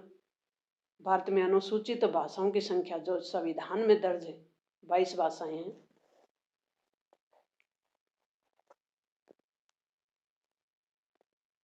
उन्नीस से 2001 के दौरान वृद्धि दर है वो दर्ज की किस राज्य में की गई? निम्नतम। कौन सी वृद्धि? निम्नतम यानी सबसे कम जनसंख्या वृद्धि। 1991 से 2001 के बीच केरल में अनुसूचित भाषाओं में भारत में सर्वाधिक कौन सी भाषा बोली जाती है? सर्वाधिक हिंदी बोली जाती है। भारत में पहली संपूर्ण जनगणना किस वर्ष हुई? 1881 में। राष्ट्रीय राजधानी दिल्ली में कितने प्रतिशत वर्ग किलोमीटर तक है? तो यह 11,297। भारत में 1901 से 2011 की दशकीय वृद्धि दर सर्वाधिक किस वर्ष कितनी प्रतिशत रही? तो 1971 में रही कितनी? 24.80। भारत में जनसंख्या वृद्धि किस प्रावस्था में जनसंख्या वृद्धि प्रावस्था ग में बटी है ना, ग में। 91 से 2001 के दौरान निम्नतम वृद्धि दर केरल में 9.4। 11 की जनगणना के अनुसार भारत में किशोर किशोरियों, ये अच्छे से देख लें एक बार आप। भारत का जनसंख्या घनत्व 282, वेरी मोस्ट इम्पोर्टेंट, कितने वर्ग किलोमीटर है? 382। भारत का जनसंख्या घनत्व है 382। भारत में सर्वाधिक जनसंख्या घनत्व वाला राज्य कौन सा है? Very most important, Bihar. Bharat में वार्षिक वृद्धि दर 1.64, वेरी मोस्ट। वर्तमान में किशोर जो कि 10 से 19 वर्ष के हैं का प्रतिशत कितना है? 20.9। देश की कुल जनसंख्या 68.8% भाग गाँव में रहती है, वेरी मोस्ट। देश की कुल जनसंख्या नगरीय 31.16% लोग हैं वो गाँव में शहरों में रह रहे हैं। ये परसेंट अच्छे से रखने हैं। ग्रिएशन के अनुसार देश में 189 भाषाएं 544 बोलियां हैं। किसके अनुसार? ग्रिएशन। भारत की पहली संपूर्ण जनगणना 1881 में। महिला श्रमिकों की संख्या कौन से सेक्टर में अधिक लगी हुई है? महिलाएं ज़्यादा कहाँ लगी होती हैं? खेती किसानी पशुपालन में लगी होती है, प्राथमिक क्षेत्र। भारत की जनसंख्या 121 करोड़ तथा विश्व में स्थान भारत का कौन सा? दूसरा है। जेंडर संवेदनशीलता क्या होती है? तो मानव में विशेष रूप से जेंडर के आधार पर होने वाले भेदभाव, अलगाव और बहिष्कार से होने वाले दुष्प्रभाव को ध्यान में रखकर राष्ट्र सरकार द्वारा, समाज द्वारा अनेक प्रयास किए गए जिन्हें कहते हैं जेंडर संवेदनशीलता। जेंडर मतलब महिला पुरुष के बीच जो भेदभाव होता है ना, उसको कहते हैं। भारत में कृषि सेक्टर में श्रमिकों के अनुपात, मुख्य श्रमिक और सीमांत श्रमिक, वेरी मोस्ट। मुख्य श्रमिक कौन सा होता है? जो 183 दिन काम करे कम से कम, और सीमांत श्रमिक 183 दिन से कम काम करे। 183 क्या है? एक आंकड़ा है। इससे ज़्यादा करे वो मुख्य श्रमिक, 183 दिन से कम करे वो सीमांत श्रमिक। याद हो गया दोनों? जनसंख्या में व्यावसायिक संगठन समझाइए, ये भी आपको अच्छे से याद करना है। भारत में धार्मिक संगठन सबसे ज़्यादा हिंदू हैं, मुस्लिम 14.2 हैं, ईसाई 2.3 हैं, सिख 1.7 हैं और बौद्ध 0.7 हैं, जैन 0.4। जनसंख्या वृद्धि किसे कहते हैं? जनसंख्या वृद्धि के दो प्रमुख कारण हैं। तो निश्चित स्थान पे या एक अंतराल में जो जनसंख्या में परिवर्तन होता है उसे क्या कहते हैं? वृद्धि कहते हैं। जनसंख्या विस्फोट की प्रावस्था, ये अच्छे से याद कर लें कि कौन सी अवस्था थी। 1951 से 81 के दशक में किस प्रकार से विस्फोट हुआ, कितनी वृद्धि हुई, इसको आपको अच्छे से युवा, वेरी मोस्ट, राष्ट्रीय युवा नीति 2014 पे टिप्पणी लिखनी है, वेरी मोस्ट इम्पोर्टेंट। इसको अच्छे से याद करें कि किस प्रकार से युवाओं के विकास के लिए नीति बनाई गई है। जनसंख्या वितरण में जलवायु की क्या भूमिका है? तो ये तो ऊपर हम समझ के आ गए, पहले जो अपनी बुक है मानव भूगोल वाली उसमें सीख लिया कि जनसंख्या वितरण, कई जगह जनसंख्या अधिक है तो वहाँ की जलवायु है वो सुहावनी है तो अधिक होंगे। अगर जलवायु सही नहीं है, पहाड़ी क्षेत्र हैं, ज़्यादा बर्फीले हैं, तो वहाँ लोग कम बसेंगे तो वहाँ जनसंख्या घनत्व कम होगा। भारत के कुछ क्षेत्रों में अन्य क्षेत्रों की अपेक्षा श्रम सहभागिता उच्च होने के प्रमुख कारण कौन से हैं?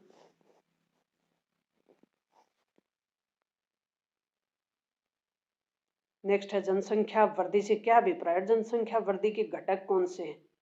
तो दो घटक हैं, प्राकृतिक जैसे जन्म और मृत्यु, दूसरा अभिप्रेरित घटक हो गया उत्प्रास और आप्रवासन। भारत की जनसंख्या वृद्धि की प्रावस्था, पहली को क माना गया है, दूसरी को ख माना गया, तीसरी को ग माना गया, चौथी अवस्था को माना है घ। तो इसमें किस प्रकार से परिवर्तन होता है? किस अवस्था में सबसे ज़्यादा वृद्धि हुई है? जैसे 1981 में इसको घ अवस्था माना गया, जनसंख्या वृद्धि दर तो उच्च रही परंतु धीरे धीरे घटने लगी। नेक्स्ट है मानव बस्ती। मानव जहाँ रहता है, मनुष्य जहाँ रहता है उनको कहते हैं बस्तियाँ। आर्थिक वृद्धि के नोड के रूप में कार्य करता है क्या? नगर। इनमें से ग्रामीण बस्ती के प्रकार कौन से हैं? तो सभी हैं।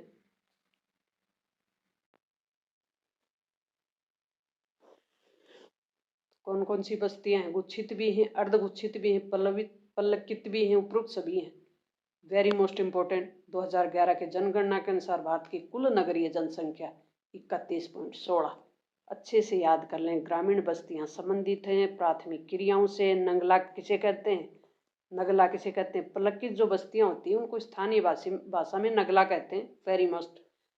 भारत की जनगणना के अनुसार निम्न कौन सी एक विशेष नगर परिभाषा का अंग नहीं है? नहीं बताना है। तो यह 75% से अधिक जनसंख्या का प्राथमिक कार्यों में संलग्न होना, ये इससे संबंधित नहीं है। आधुनिक उद्योगों पर आधारित नगरों का जन्म कब हुआ? 1850 के बाद हुआ है। भारत में नगरीय जनसंख्या में वृद्धि 46.14 किस सन में दर्ज की गई? साल थी 1981 की। जनसंख्या की तीव्र वृद्धि के कारण उत्पन्न होने वाली समस्या कौन सी है? तो भोजन की समस्या भी होगी, आवास की भी हो जाएगी, निम्न जीवन स्तर भी हो जाएगा। जनसंख्या ज्यादा बढ़ जाएगी तो उपरोक्त सभी हैं। जनसंख्या परिवर्तन के घटक कौन से हैं? औद्योगिकरण घटक नहीं है। जन्म मृत्यु प्रवास तो है, औद्योगिकरण नहीं है।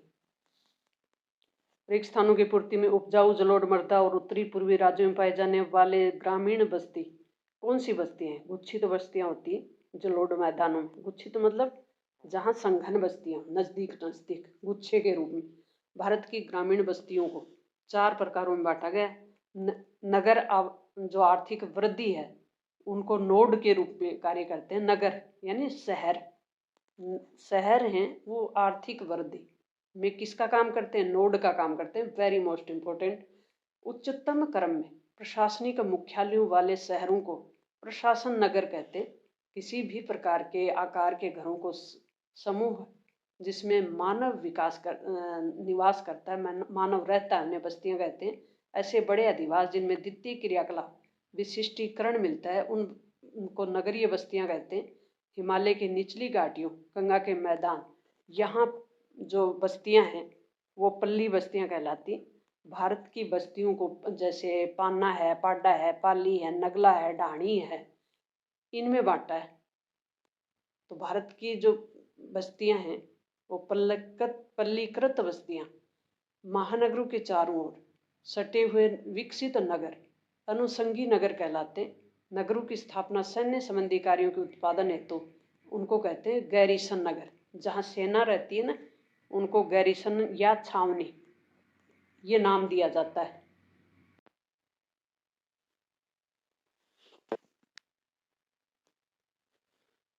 तो जहाँ सेना रहती है ना, सेना संबंधी कार्य किए जाते हैं, सैन्य यानी सेना, उनको कहते हैं गैरीसन या छावनी। 2011 की जनगणना के अनुसार भारत की कुल जनसंख्या में नगरीय जनसंख्या 31.16। नैनीताल, मसूरी, माउंट आबू ये क्या है? पर्यटन। 20वीं शताब्दी के दौरान नगरीय जनसंख्या 11 गुना बढ़ी। वेरी मोस्ट इंपॉर्टेंट, कितनी गुना बढ़ गई थी? 11 गुना। भौतिक रूप से एक दूसरे से अनेक इकाइयों में बट जाती है किंतु उन सब के नाम एक ही हैं। ये कौन सी हैं? पल्ली बस्तियां। गुच्छित बस्तियां ज्यामितीय आकृति प्रस्तुत करती हैं, आयताकार या एरिये या रेखिक।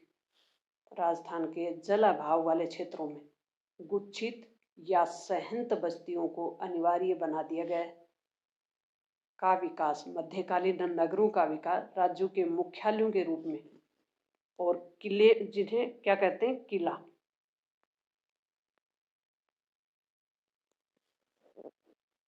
नेक्स्ट है भारत का सबसे बड़ा नगरीय संकुल बड़ी मुंबई, बृहद मुंबई। विश्व जनसंख्या के रूप में असमान वितरण है। जनसंख्या है वो समान नहीं है, वितरण के रूप में अलग अलग है। कहीं जनसंख्या ज्यादा है तो कहीं कम है।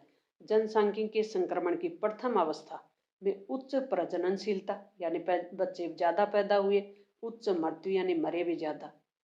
किस देश के निवासी? ये जो जनसंख्यिकीय संक्रमण है ये अपने टॉपर नोट्स में बहुत अच्छे से समझाए हुए हैं।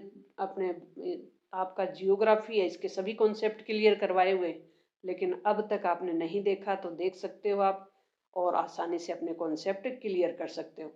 आप कमज़ोर विद्यार्थी हैं तो अच्छे मार्क्स ला सकते हैं, अगर आप औसत विद्यार्थी हैं तो आप बहुत अच्छे मार्क्स ला सकते हैं, और अगर आप इंटेलिजेंट विद्यार्थी हैं तो 90+ जा सकते हैं, और एक आप अपने आप को एक बेहतर विद्यार्थी, टॉप विद्यार्थी के रूप में आप नेक्स्ट 30 दिन में पाओगे। किसी देश के निवासी उसके वास्तविक धन होते हैं, लोग हैं ना, वही धन होते हैं, मानव संसाधन है लोग। लघुतरात्मक प्रश्न राजस्थान के किन्हीं 2 महानगरों के, जयपुर, जोधपुर, कोटा प्रशासनिक नगर कौन से हैं? तो वे जो उच्च कार्यों में लगे रहते हैं, यानी मुख्यालय होते हैं, वो कहलाते हैं किन्हीं 2 गैरिसन, अम्बाला, जालंधर जहाँ सेना रहती है, पल्लीकत बस्तियाँ, ढाणा, परला, नगला, ये बता दें नगरीय बस्तियाँ। तो ये लगभग कॉन्सेप्ट हमने क्लियर कर लिए। ग्रामीण बस्तियाँ ये सब प्रकार की होती हैं, गुच्छित, अर्धगुच्छित, पल्लीकृत और एकांकी। खनन क्या है? खोद के निकाले जाने वाले जो कार्य होते हैं, जैसे तांबा है, खेतड़ी, तांबे के लिए खेतड़ी, झरिया, रानीगंज, सिंह भूमि। गैरिसन नगर हमने देख ही लिया। गुच्छित बस्तियाँ जो गुरुओं का एक सामूहिक और संकलित रूप होता है, गुच्छे के रूप में होता है, जैसे बुंदेलखंड क्षेत्र हो गया, नागालैंड हो गया, राजस्थान हो गया। अर्धगुच्छित बस्तियाँ किन क्षेत्रों में होती हैं? जो एकांकी बस्तियाँ होती हैं ना सीमित क्षेत्र में, उनको कहते हैं अर्धगुच्छित। जैसे गुजरात के मैदान हो गए, राजस्थान के कुछ क्षेत्र हो गए। प्राचीन नगर, मध्यकालीन नगर और आधुनिक नगर, ये अच्छे से सीख लिया आप। प्राचीन नगर यानी जो पुराने हैं, मध्यकालीन जो राजा महाराजा सल्तनत काल में बसाए गए, आधुनिक नगर जो बाद में बने देश की स्वतंत्रता के बाद। प्राचीन नगर हो गए जैसे पाटलिपुत्र हो गया, इलाहाबाद हो गया, प्रयाग हो गया। प्रयाग का नाम आजकल इलाहाबाद कर दिया है, पाटलिपुत्र का पटना कर दिया। जो प्राचीन जो मौर्य काल में थे ना, वो आधुनिक हो गए, जैसे सूरत है, दमन है, गोवा है, ये आधुनिक नगर है। महानगर किन्हें कहते हैं? जिनकी जनसंख्या 10 लाख से 50 लाख के बीच हो, उन्हें महानगर कहते हैं। गुच्छित बस्तियों के 3 लक्षण बताने तो आप आसानी से कर सकते हैं, बहुत सरल है। ग्रामीण बस्तियों के प्रकार, ये अच्छे से याद कर लें प्यारे विद्यार्थियों। स्मार्ट सिटी मिशन क्या है? Very most important, smart city mission. City को क्या करना? स्मार्ट बनाना, शहरों को स्मार्ट बना देना, यानी उनमें आधारभूत सुविधा, साफ सफाई, सतत पर्यावरणीय और नागरिकों को बेहतर जीवन प्रदान करना इनका उद्देश्य है।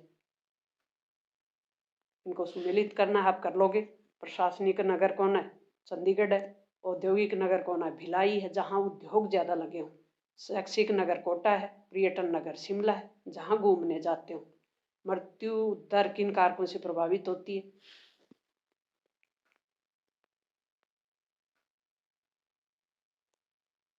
संसाधन और कृषि। निम्नलिखित में से कौन सा भू उपयोग वर्गीकरण में सम्मिलित नहीं है? प्रतिभूमि, निवल, बोया गया, बंजर, व्यर्थ भूमि, सीमांत भूमि नहीं है।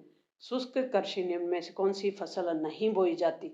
गन्ना नहीं बोया जाता क्योंकि पानी की जरूरत होती है इसको। निम्न में कौन सा सिंचित क्षेत्रों में भूमि निम्नीकरण का प्रमुख कारण है? वह ज़्यादा लवण हो जाते हैं, लवणीयता हो जाती है। Very most. भू उपयोग संबंधी अभिलेख कौन रखता है?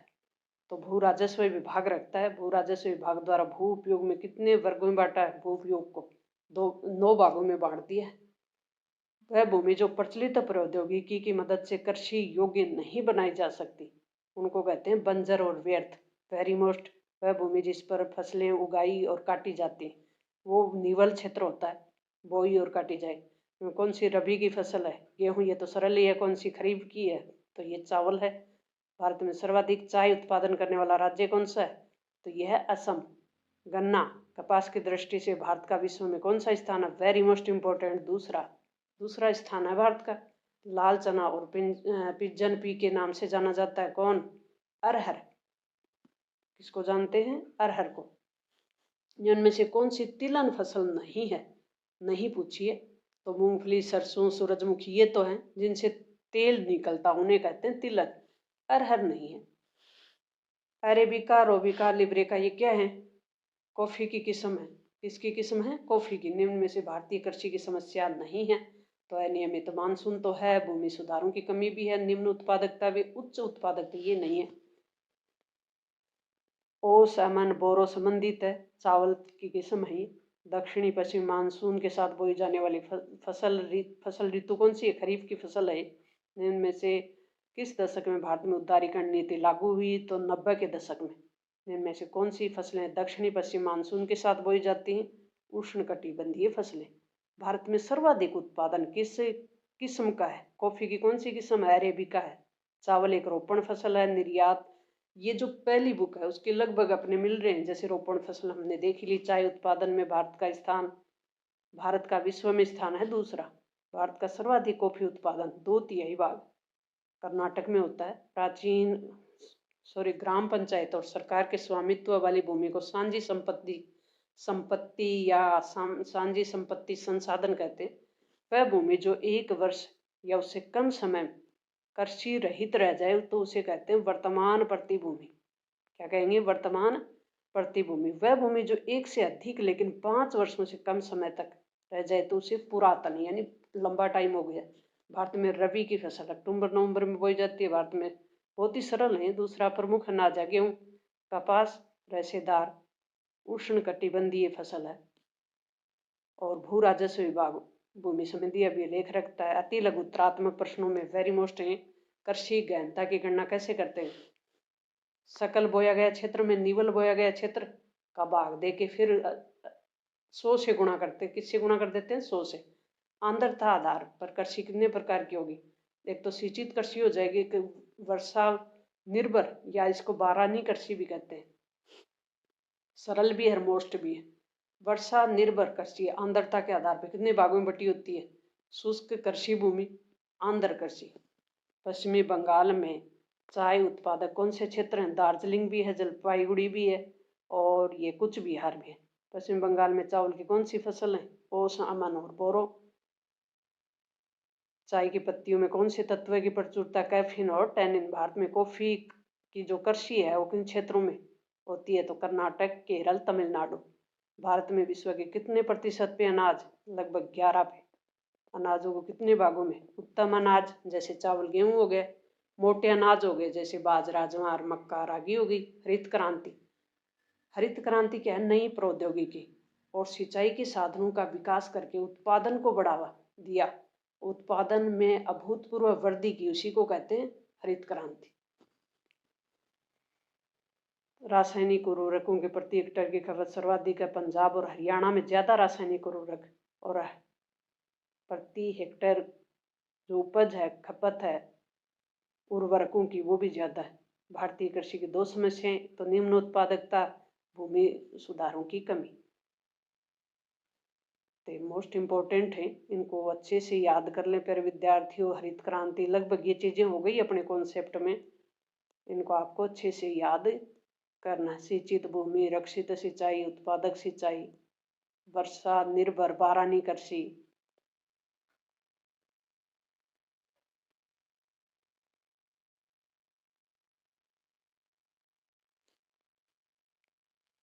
जल संसाधन। नेक्स्ट चैप्टर कौन सा है? जल संसाधन। पानी भी क्या है? एक संसाधन है।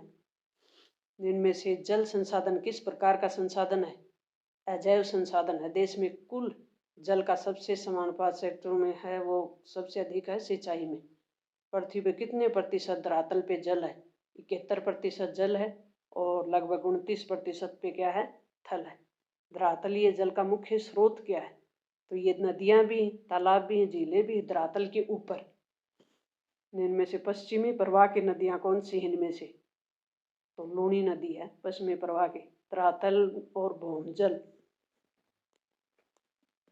धरातल पे जो जल है और भूमि के नीचे जो जल है वो उसको कहते हैं भौमजल। इसका सर्वाधिक उपयोग कृषि कार्यों में होता है। पर्यावरण सुरक्षा अधिनियम वेरी मोस्ट इंपोर्टेंट कब पारित किया गया? 1986 में। प्रदूषण निवारण और नियंत्रण अधिनियम 1974 में। हरियाली कार्यक्रम क्या है? हरियाली कार्यक्रम जल संसाधन का कार्यक्रम है। नीरू मीरू वेरी मोस्ट इंपोर्टेंट किस राज्य से है? आंध्र प्रदेश से। और अरबवारी जो पानी संसद कार्यक्रम है वो राजस्थान के अलवर जिले में चलाया जा रहा है। वेरी मोस्ट इम्पोर्टेंट, किस जिले में? अलवर में। भारतीय राष्ट्रीय जल नीति 2002 में बनी थी। वेरी मोस्ट जल क्रांति अभियान क्या है? तो यह है 2015 से 16 में चलाया गया था। साल कौन सी? 2015-16। भूमि जल के अत्यधिक उपयोग के कारण राजस्थान और महाराष्ट्र में भूमिगत जल में किसकी मात्रा अधिक बढ़ गई है? फ्लोराइड की मात्रा बढ़ गई है भूमि के जल का ज्यादा उपयोग होने से। कहाँ पे? राजस्थान और महाराष्ट्र में। इनमें से दक्षिणी भारतीय राज्यों में किस राज्य में भूमि जल का उपयोग प्रतिशत में अधिक है? तमिलनाडु। सिंचाई किसे कहते हैं? तो ये बहुत ही सरल है। गहन सिंचाई क्या है? सीपीसीबी का पूरा नाम सेंट्रल पोल्यूशन कंट्रोल बोर्ड, केंद्रीय प्रदूषण नियंत्रण बोर्ड हिंदी में कहते हैं इसको। और एसपीसीबी क्या है? यह है स्टेट पोल्यूशन कंट्रोल बोर्ड, राज्य प्रदूषण नियंत्रण बोर्ड। भूजल को प्रदूषित करने वाले कारक कौन से? एक तो फ्लोराइड हो गया, नाइट्रेट हो गया, भारी वसीली धातुएं होगी। जल चक्रीय प्रक्रम का क्या लाभ है? हरियाली परियोजना क्या है? मोस्ट इम्पोर्टेंट, केंद्र सरकार द्वारा संचालित जो ग्रामीण जनसंख्या को पीने का पानी उपलब्ध कराना, मत्स्य पालन, वन रोपण, जल संरक्षण योग्य बनाना। नीरू मीरू कार्यक्रम आंध्र प्रदेश में, ये जल संरक्षण से। महाराष्ट्र में रोलेगाम सिद्धि गांव है, उसमें पूरे में जल संभर विकास का एक उदाहरण है। कृषि में जल का उपयोग मुख्य रूप से सिंचाई के लिए होता है। अरवारी वाला जल संसाधन को बचाने का ही है।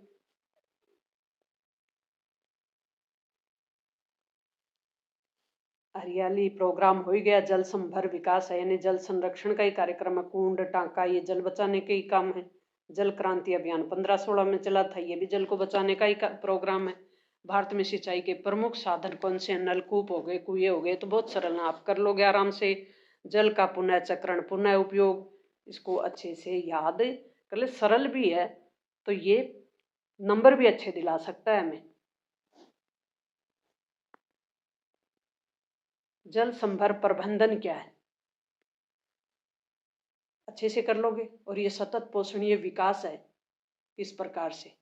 तो आने वाली पीढ़ियों को जल बचाकर इन प्रोग्राम द्वारा, हरियाली प्रोग्राम, नीरू मीरू, अरावरी, ये तीनों प्रोग्राम अच्छे से याद कर लें। इनके कॉन्सेप्ट क्लियर कर लें, किस राज्य में चलाए जा रहे हैं, क्यों चलाए जा रहे हैं, इनके चलाने का कारण क्या है, इनसे सतत पोषणीय विकास कैसे हो रहा है। क्योंकि जब हम जल को बचाएंगे तभी तो भावी पीढ़ी के लिए जल संसाधन छोड़ेंगे ना। तो ये जल संसाधन क्या, सतत पोषणीय विकास में इसकी महत्वपूर्ण भूमिका ये बतानी है। तो ये कॉन्सेप्ट अच्छे से क्लियर कर ले। जल क्रांति अभियान अलग से स्थानीय निकायों, सरकारी संगठनों, नागरिकों को सम्मिलित करके जन जागरूकता फैलाना है। और ये किस प्रकार से काम कर रहा है? वेरी मोस्ट इम्पोर्टेंट,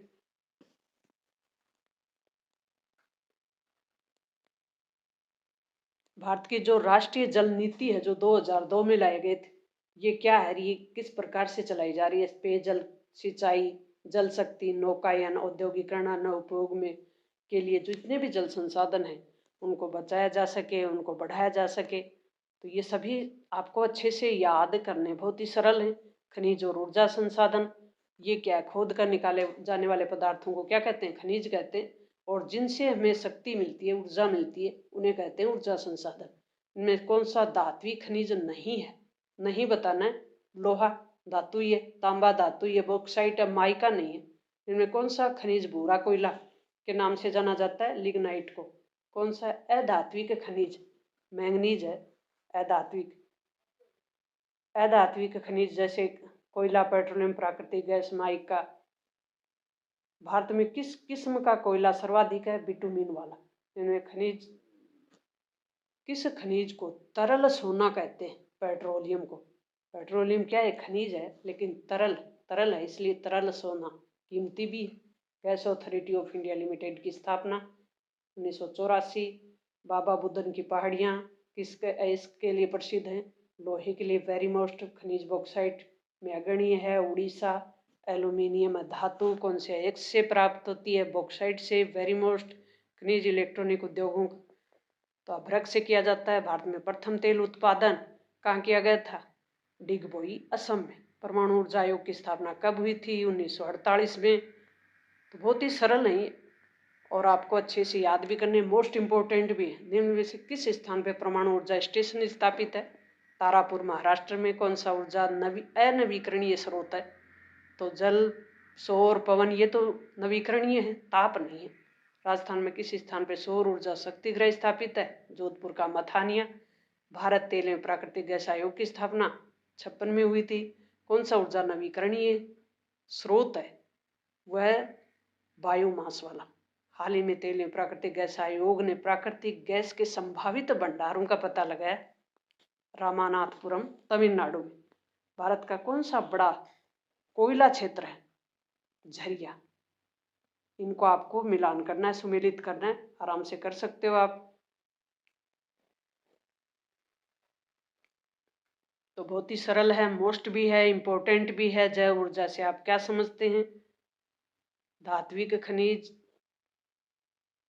भारत की पेट्रोलियम, अलोह खनिज और लोह खनिज जिसमें लोहा पाया जाता है वो लोह खनिज, जिसमें लोहे की मात्रा नहीं होती वह अलग हो गया। परंपरागत और गैर परंपरागत, इस कॉन्सेप्ट को अच्छे से याद कर लें कि परंपरागत वाले कौन से हैं और गैर परंपरागत वाले ऊर्जा संसाधन कौन से हैं।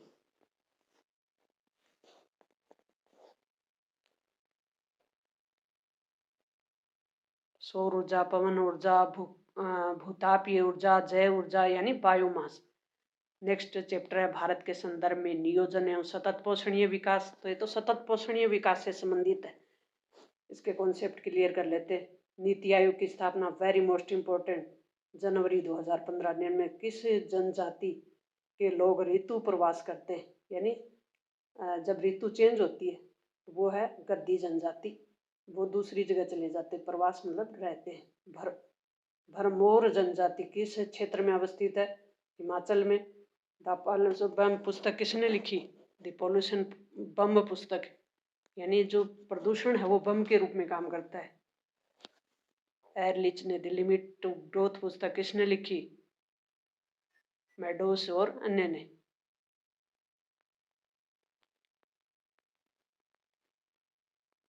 आवर कॉमन फ्यूचर रिपोर्ट 1987 में वेरी मोस्ट इम्पोर्टेंट सूखा संभावित क्षेत्र कार्यक्रम शुरू किया गया। कौन सी पंचवर्षीय योजना थी? चौथी इंदिरा गांधी नहर परियोजना। कब बनी? 1958 में। जनजातीय उप जो योजना है वो 1974 में चली, नीति आयोग से पूर्व। नियोजन का कार्य कौन सी संस्था करती थी? वो करती थी योजना आयोग। प्रादेशिक नियोजन का उद्देश्य क्या है? वह क्षेत्र विशेष के विकास के लिए काम करना। पर्वतीय क्षेत्र विकास कार्यक्रम 5वीं पंचवर्षीय में विकास क्या है? एक बहुआयामी प्रोग्राम है। वेरी मोस्ट, गद्दी जनजाति के लोग गदियाली हैं। आवर कॉमन फ्यूचर ब्रेटलैंड रिपोर्ट है जो 1987 में आई। इंदिरा गांधी नहर राजस्थान में कहाँ है? राजस्थान में है। इंदिरा गांधी नहर का उद्घाटन हरि के बरात से किया गया। तो इससे संबंधित मोस्ट इम्पोर्टेंट रिक्त स्थान वाले प्रश्न हैं, तो अच्छे से याद कर लें। WECD का पूरा नाम क्या है? ये विश्व पर्यावरण और विकास आयोग है। WCD याद हो गया ना, पर्यावरण विकास आयोग। ITDP क्या है? समन्वित जनजातीय विकास परियोजना है। SFDA क्या है? लघु कृषक विकास संस्था है। MFDA क्या है? सीमांत कृषक विकास संस्था है। इंदिरा गांधी नहर किन राज्यों से? राजस्थान, पंजाब, हरियाणा से। इंदिरा गांधी नहर का जो कॉन्सेप्ट है वो कौन लाए थे? कंवर सेन। गद्दी जनजाति का मुख्य व्यवसाय क्या है? तो जीवन निर्वाह के लिए कृषि करते हैं और उससे संबंधित क्रियाएं करते हैं, जैसे भेड़ बकरी पालते हैं। द्वितीय विश्व युद्ध के उपरांत विकास की संकल्पना आर्थिक वृद्धि की प्राय बन गई थी। सतत पोषणीय, ये मोस्ट है संकल्पना। वैसे हमने देख ली सतत पोषणीय विकास की संकल्पना क्या है, पर्वतीय नीति आयोग के उद्देश्य क्या है, ये आपको अच्छे से देखने। नियोजन देखना आपको, प्लानिंग, नियोजन का मतलब होता है प्लानिंग, और ये प्रोग्राम है। परिवहन और संचार, नेक्स्ट चैप्टर। परिवहन और संचार में ये मोस्ट इंपोर्टेंट प्रश्न है, इनको देख ले। भारत में सड़कों की दशा सुधारने के लिए 20 वर्षीय सड़क योजना 1961 में। वेरी मोस्ट, भारतीय राष्ट्रीय प्राधिकरण का प्रचालन कब हुआ?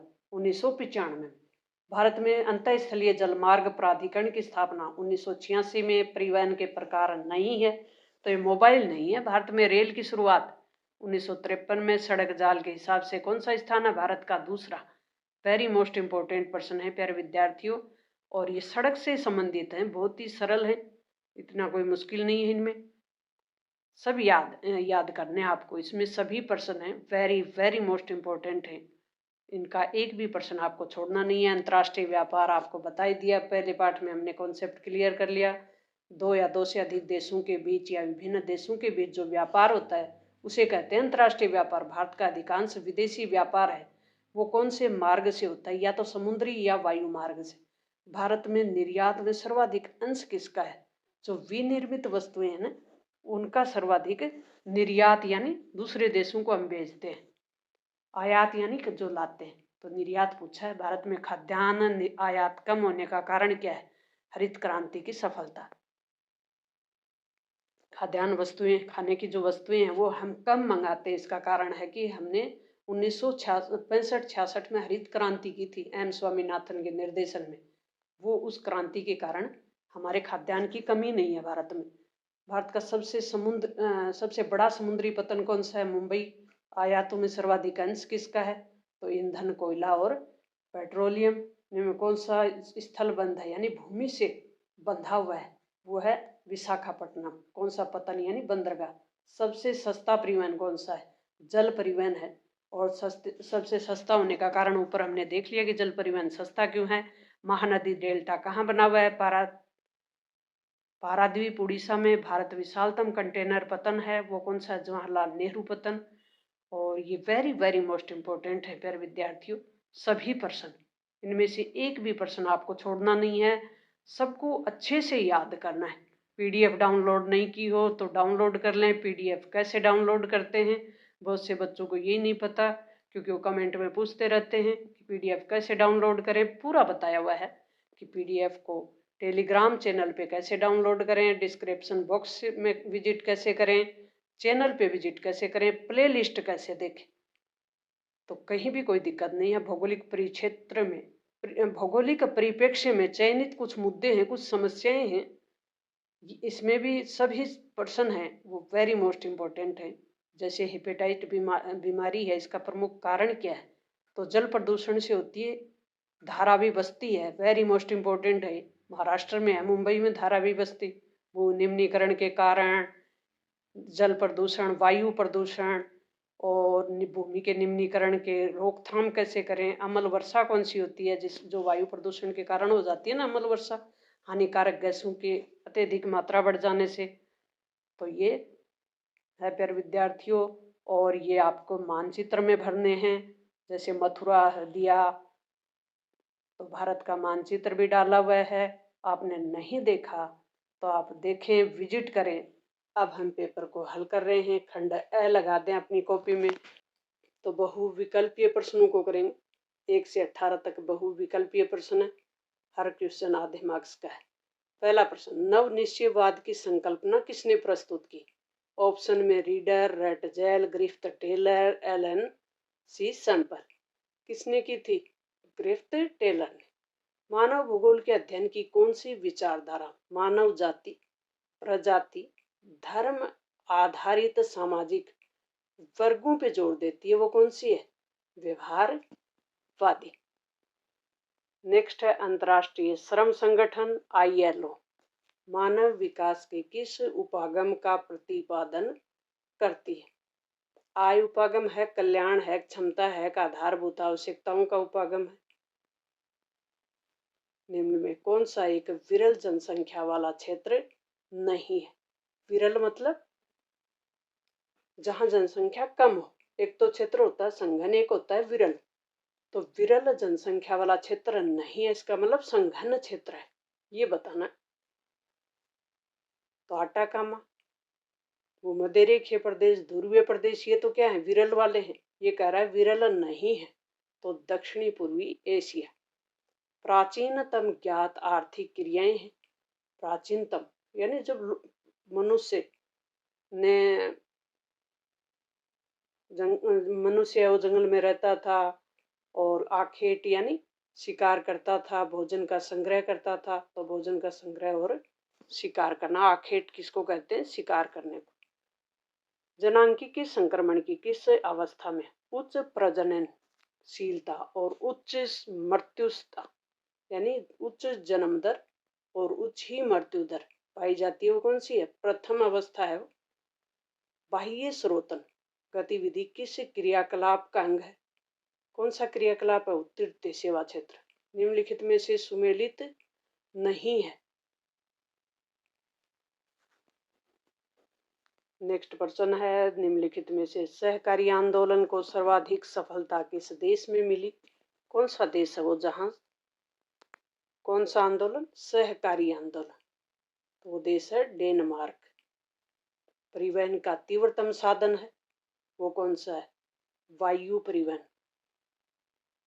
ग्रेसन नगर का उदाहरण है। ग्रेसन नगर कौन से होते हैं? जो जहां आर्मी कैंट होते हैं ना, आर्मी रहती है, जैसे अंबाला। साथ साथ उत्तर देते चलें प्यारे विद्यार्थियों, क्योंकि मैंने जब पीडीएफ हल कराई तब आपको कहा था कि जिसने 5 टाइम रिवीजन कर लिया वो इस पीडीएफ में बता देगा कि कौन सा प्रश्न है, किस पेज से आया है। भारत की वार्षिक जनसंख्या वृद्धि दर कितनी प्रतिशत है? 1.64। किस राज्य में सर्वाधिक नगरीय जनसंख्या प्रतिशत में पाई जाती है?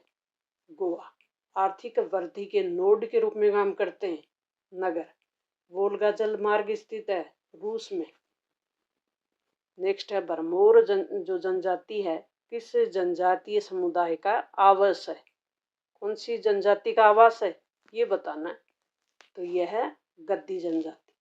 राष्ट्रीय जलमार्ग संख्या 1 जो कि गंगा नदी पे है। कौन सी नदी पे है? गंगा नदी पे। इलाहाबाद से हल्दिया तक। गांव को किसने आदर्श गणतंत्र कहा था? महात्मा गांधी ने। रिक्त स्थानों की पूर्ति लगा दें, कॉपी में लिखें, रिक्त स्थानों की पूर्ति कीजिए और फिर प्रश्न का उत्तर देना शुरू करें। प्रश्न संख्या लगाकर उत्तर दें। विश्व में जनसंख्या किस रूप में है, इनको हल करते हैं। चलो प्यारे विद्यार्थियों, हल करके आपके लिए पूरा हल किया गया ताकि आपको अच्छे से समझ में आ जाए। विश्व जनसंख्या असमान रूप से वितरित है, कहीं भी समान रूप से वितरित नहीं है। कहीं जनसंख्या ज्यादा है तो कहीं कम है। व्यवहारवादी भूगोल सामाजिक भूगोल का उपक्षेत्र है। मानव विकास के 4 स्तर हैं। मानव विकास सूचकांकन मानव विकास के 4 स्तर हैं। कुटीर उद्योग निर्माण की सबसे छोटी इकाई है। उद्योगों में कुटीर, लघु, मध्यम, फिर बृहद उद्योग, इस प्रकार से कुटीर उद्योग सबसे छोटी इकाई। अलास्का के उत्तरी प्रांत में रेनडियर पशु पाए जाते हैं। स्थानांतरित कृषि को कर्तन दहन कृषि कहते हैं। एक ऑप्शन में कर्तन भरे, दूसरे में दहन भरे। यूरोपीय महाद्वीप में विश्व का संघनतम रेल तंत्र है। बस्तियां आकार और कार्य में भिन्न होती। वस्तु, विचार, संचार, संदेश आदि जो आदान प्रदान है उसको व्यापार कहते हैं। किसी देश उद्योग के द्वारा तैयार किए गए पदार्थ को क्या कहते हैं? किसी उद्योग में जब पदार्थों को तैयार करते हैं तो उन्हें विनिर्माण कहते हैं। अति लघुतरात्मक प्रश्न है। 9 1 मार्क्स का है प्रत्येक प्रश्न। उत्तर प्रवास से क्या से है? तो अपने मूल देश या अपने मूल स्थान को जब छोड़कर कोई दूसरे स्थान पे चला जाता है तो उसे कहते हैं उत्तर प्रवास, मूल स्थान को छोड़ना। मुंबई हाई कहाँ स्थित है? तो ये मुंबई के पास जो खाड़ी है ना अरब सागर की, वहां स्थित है मुंबई हाई। तेल के लिए प्रसिद्ध है। ऋतु प्रवास यानी मौसम के अनुसार अपनी जगह को बदल लेते हैं उसे कहते हैं ऋतु प्रवास। जैसे कुछ जो पशुओं को चराने वाले होते हैं ना, वो अपनी ऋतु के अनुसार जगह बदल लेते। कांडला पतन यानी कांडला बंदरगाह को विकसित करने का कारण बताना है। तो कांडला बंदरगाह भारत जब आज़ाद हुआ तो कांडला बंदरगाह से पहले कराची बंदरगाह हुआ करता था। उसकी कमी पूरा करने के लिए भारत आज़ाद हुआ, उसके बाद कराची कहाँ चला गया? पाकिस्तान के पास। अब भारत के पास कांडला को विकसित करना पड़ा। और पश्चिमी व्यापार को बढ़ाने के लिए भी पश्चिम का अपना पहला बंदरगाह है भारत का।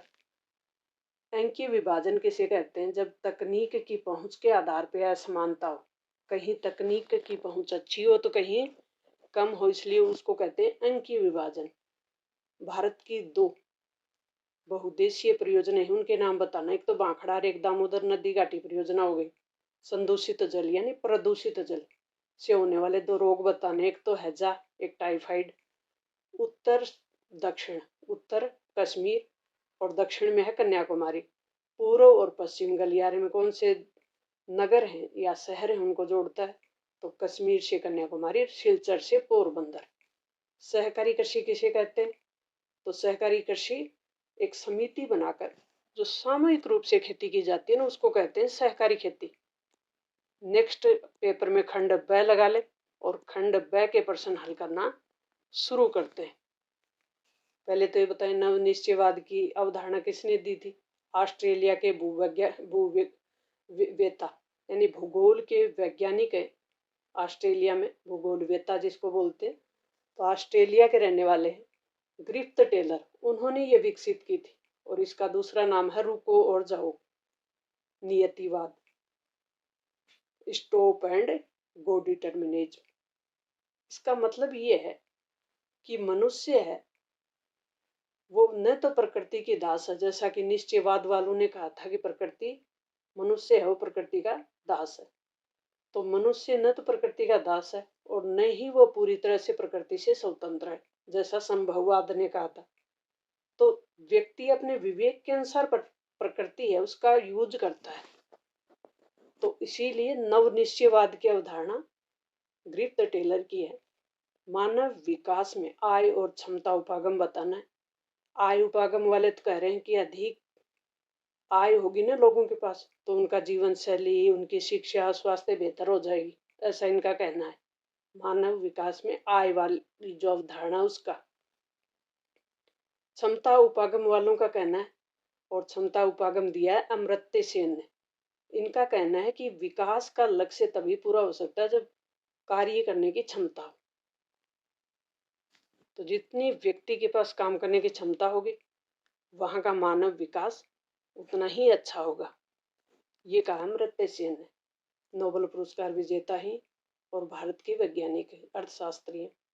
जल परिवहन के लाभ बताने, तो जल परिवहन सबसे सस्ता है, सबसे सुरक्षित है, पर्यावरण के अनुकूल माध्यम है, कम ऊर्जा खपत होती है, अंतर्राष्ट्रीय व्यापार में सर्वोत्तम साधन है। लंबी दूरी का भारी और थोक माल लाना हो तो भी ये सबसे अच्छा साधन है। धनात्मक और ऋणात्मक भुगतान संतुलन क्या होता है, तो एक निश्चित समय में किसी देश का बाकी देश के साथ जो मौद्रिक लेन देन है उसके रिकॉर्ड का अगर प्लस है तो धनात्मक है, और अगर वो माइनस में है तो है वो ऋणात्मक। सतत पोषणीय विकास को बढ़ावा देने वाले उपाय बताने, तो सतत पोषणीय सस्टेनेबल डेवलपमेंट को बढ़ावा देने के लिए हम उपाय करेंगे, जैसे नवीकरणीय ऊर्जा, सौर ऊर्जा, पवन ऊर्जा का उपयोग करेंगे, जल प्रबंधन करेंगे, जैविक खेती पे ध्यान देंगे, वनीकरण को बढ़ावा देंगे, वन ज्यादा लगाएंगे, संसाधनों का विवेकपूर्ण उपयोग करेंगे, ये करेंगे। वो जल संसाधन के अत्यधिक उपायों से, उपयोग से, यानी जल यानी भूमि के नीचे जो जल है उसका ज्यादा उपयोग कर लेंगे तो उससे दुष्परिणाम क्या होंगे उसकी विवेचना करनी है। तो दुष्परिणाम ये होगा कि जल का स्तर गिर जाएगा, जल का स्तर है वो उसमें भयंकर गिरावट आएगी, कुएं बोरवेल हैं वो सूख जाएंगे, जमीन धंस जाएगी और ऐसी गंभीर समस्याएं उत्पन्न हो जाएंगी। नेक्स्ट प्रश्न है, भारत में गंदी बस्तियों की 3 समस्या लिखनी है। तो गंदी बस्तियों की समस्या क्या है? अस्वच्छता यानी वो स्वच्छ नहीं है, स्वास्थ्य की समस्याएं भी हैं, अपर्याप्त बुनियादी सुविधाएं हैं वहाँ, अत्यधिक भीड़ भाड़ और असुरक्षित आवास। इस प्रकार 3 पॉइंट बना ले। प्रौद्योगिकी ध्रुव से आप क्या समझते हैं?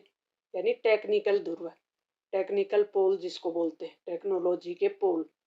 तो प्रौद्योगिकी ध्रुव यानी टेक्नोलॉजी के पोल ये विशिष्ट प्रादेशिक क्षेत्र हैं जहां उच्च प्रौद्योगिकी उद्योग हैं वो केंद्रित होते हैं। दीर्घ उत्तरीय प्रश्न लगा दें, खंड स लगा दें और आंसर करने शुरू करें।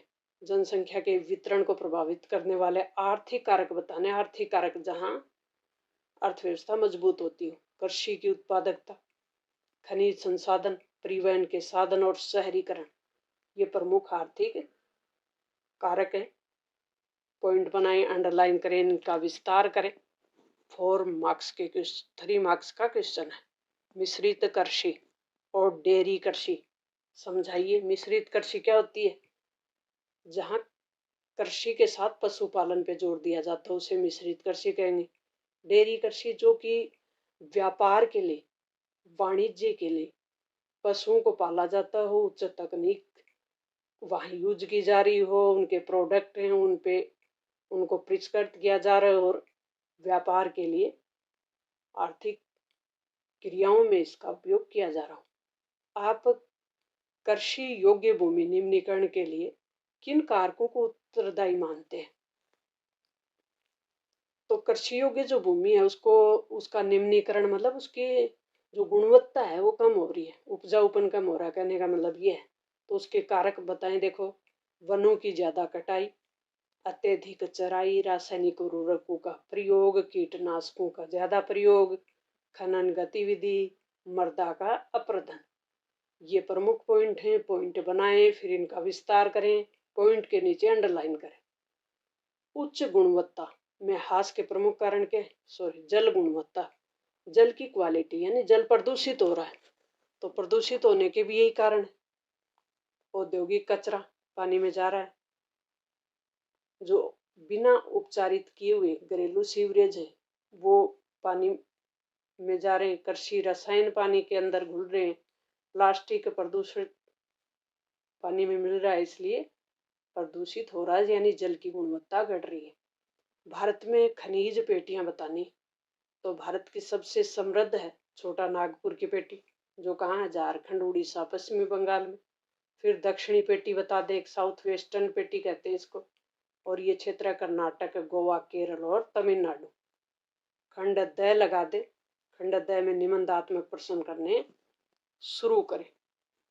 पर्यटन आकर्षण से आप क्या समझते हैं? विस्तार से वर्णन कीजिए। पर्यटन आकर्षण होता क्या है? तो वो स्थल, वो जगह जो किसी ऐतिहासिक, सांस्कृतिक या अपने कल्चरल के लिए विशेष रूप से पर्यटकों को आकर्षित करते हैं। ये तो ये समझाना है। दूसरे में क्या, आकार के आधार पर उद्योगों के प्रकार बताने, विस्तार से विवेचना करनी है। जैसे उद्योग के प्रकार, एक तो कुटीर उद्योग हो गया जो घरेलू उद्योग कहते हैं जिनको, फिर दूसरे नंबर का लघु उद्योग हो गया, तीसरा मध्यम हो गया, चौथा उद्योग है वृहद उद्योग। कुटीर और घरेलू उद्योग नाम से ही पता चल रहा है, घर के लोग ही मिलकर इस उद्योग को कर लेते हैं। छोटे मोटे उद्योग होते हैं, मतलब जैसे पापड़ बना ली, अचार बना लिया, ये बना ली। लघु उद्योग इनसे थोड़ा बड़ा होता है। मध्यम उद्योग इनसे थोड़ा बड़ा होता है। वृहद उद्योग जिसमें बड़ी पूंजी लगती है, बड़े स्तर पे श्रमिक लगते हैं, बड़े स्तर पे वहाँ का जो एरिया है वो कवर किया जाता है, नज़दीक मार्केट हो इसका ध्यान रखा जाता है। तो इसमें बड़ी पूंजी और बड़े संसाधन लगाए जाते हैं, बड़े श्रमिक लगाए जाते हैं बड़े उद्योगों में। नाम ही बड़ा है इसका।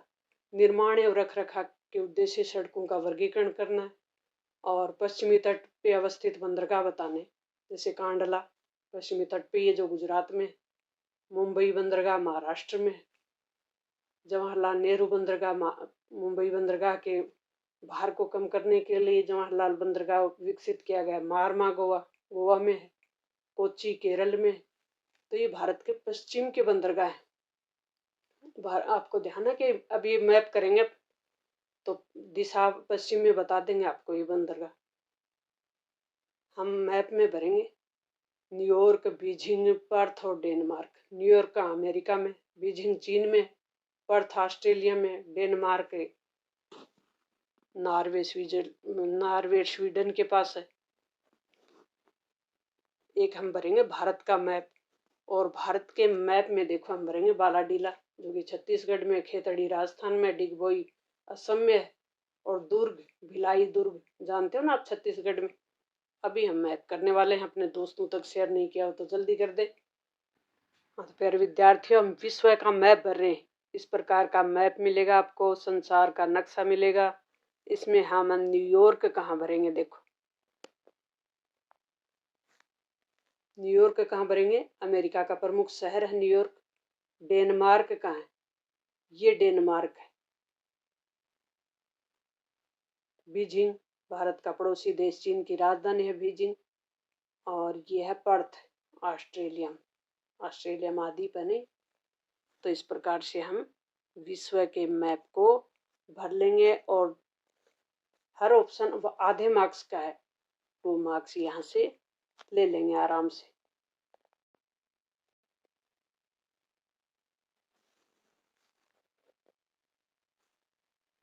हाँ तो प्यारे विद्यार्थियों, अब हम भारत का मैप भरना शुरू कर रहे हैं।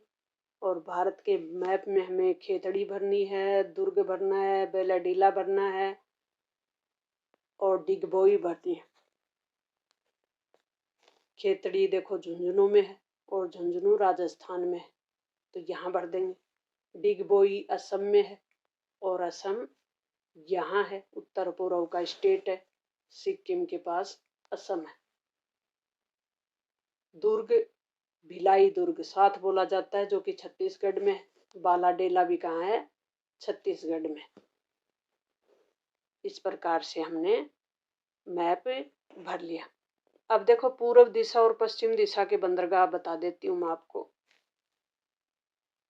भारत की ये जो दिशा है ये पूर्वी है, ये है पश्चिमी। ये अरब सागर है, ये बंगाल की खाड़ी है। अरब सागर के तट पे यहाँ गुजरात में कांडला बंदरगाह है, यहाँ मुंबई बंदरगाह है। और मुंबई बंदरगाह के वजन को कम करने के लिए, भार को कम करने के लिए यहाँ जवाहरलाल नेहरू के नाम पे एक बंदरगाह और बना हुआ है।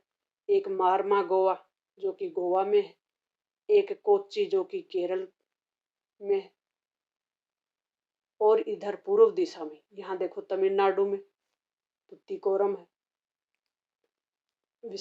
ये चेन्नई है, विशाखापट्टनम है, उड़ीसा का पाराद्वीप है और कोलकाता हल्दिया बंदरगाह है। तो ये पूर्वी दिशा के हो गए।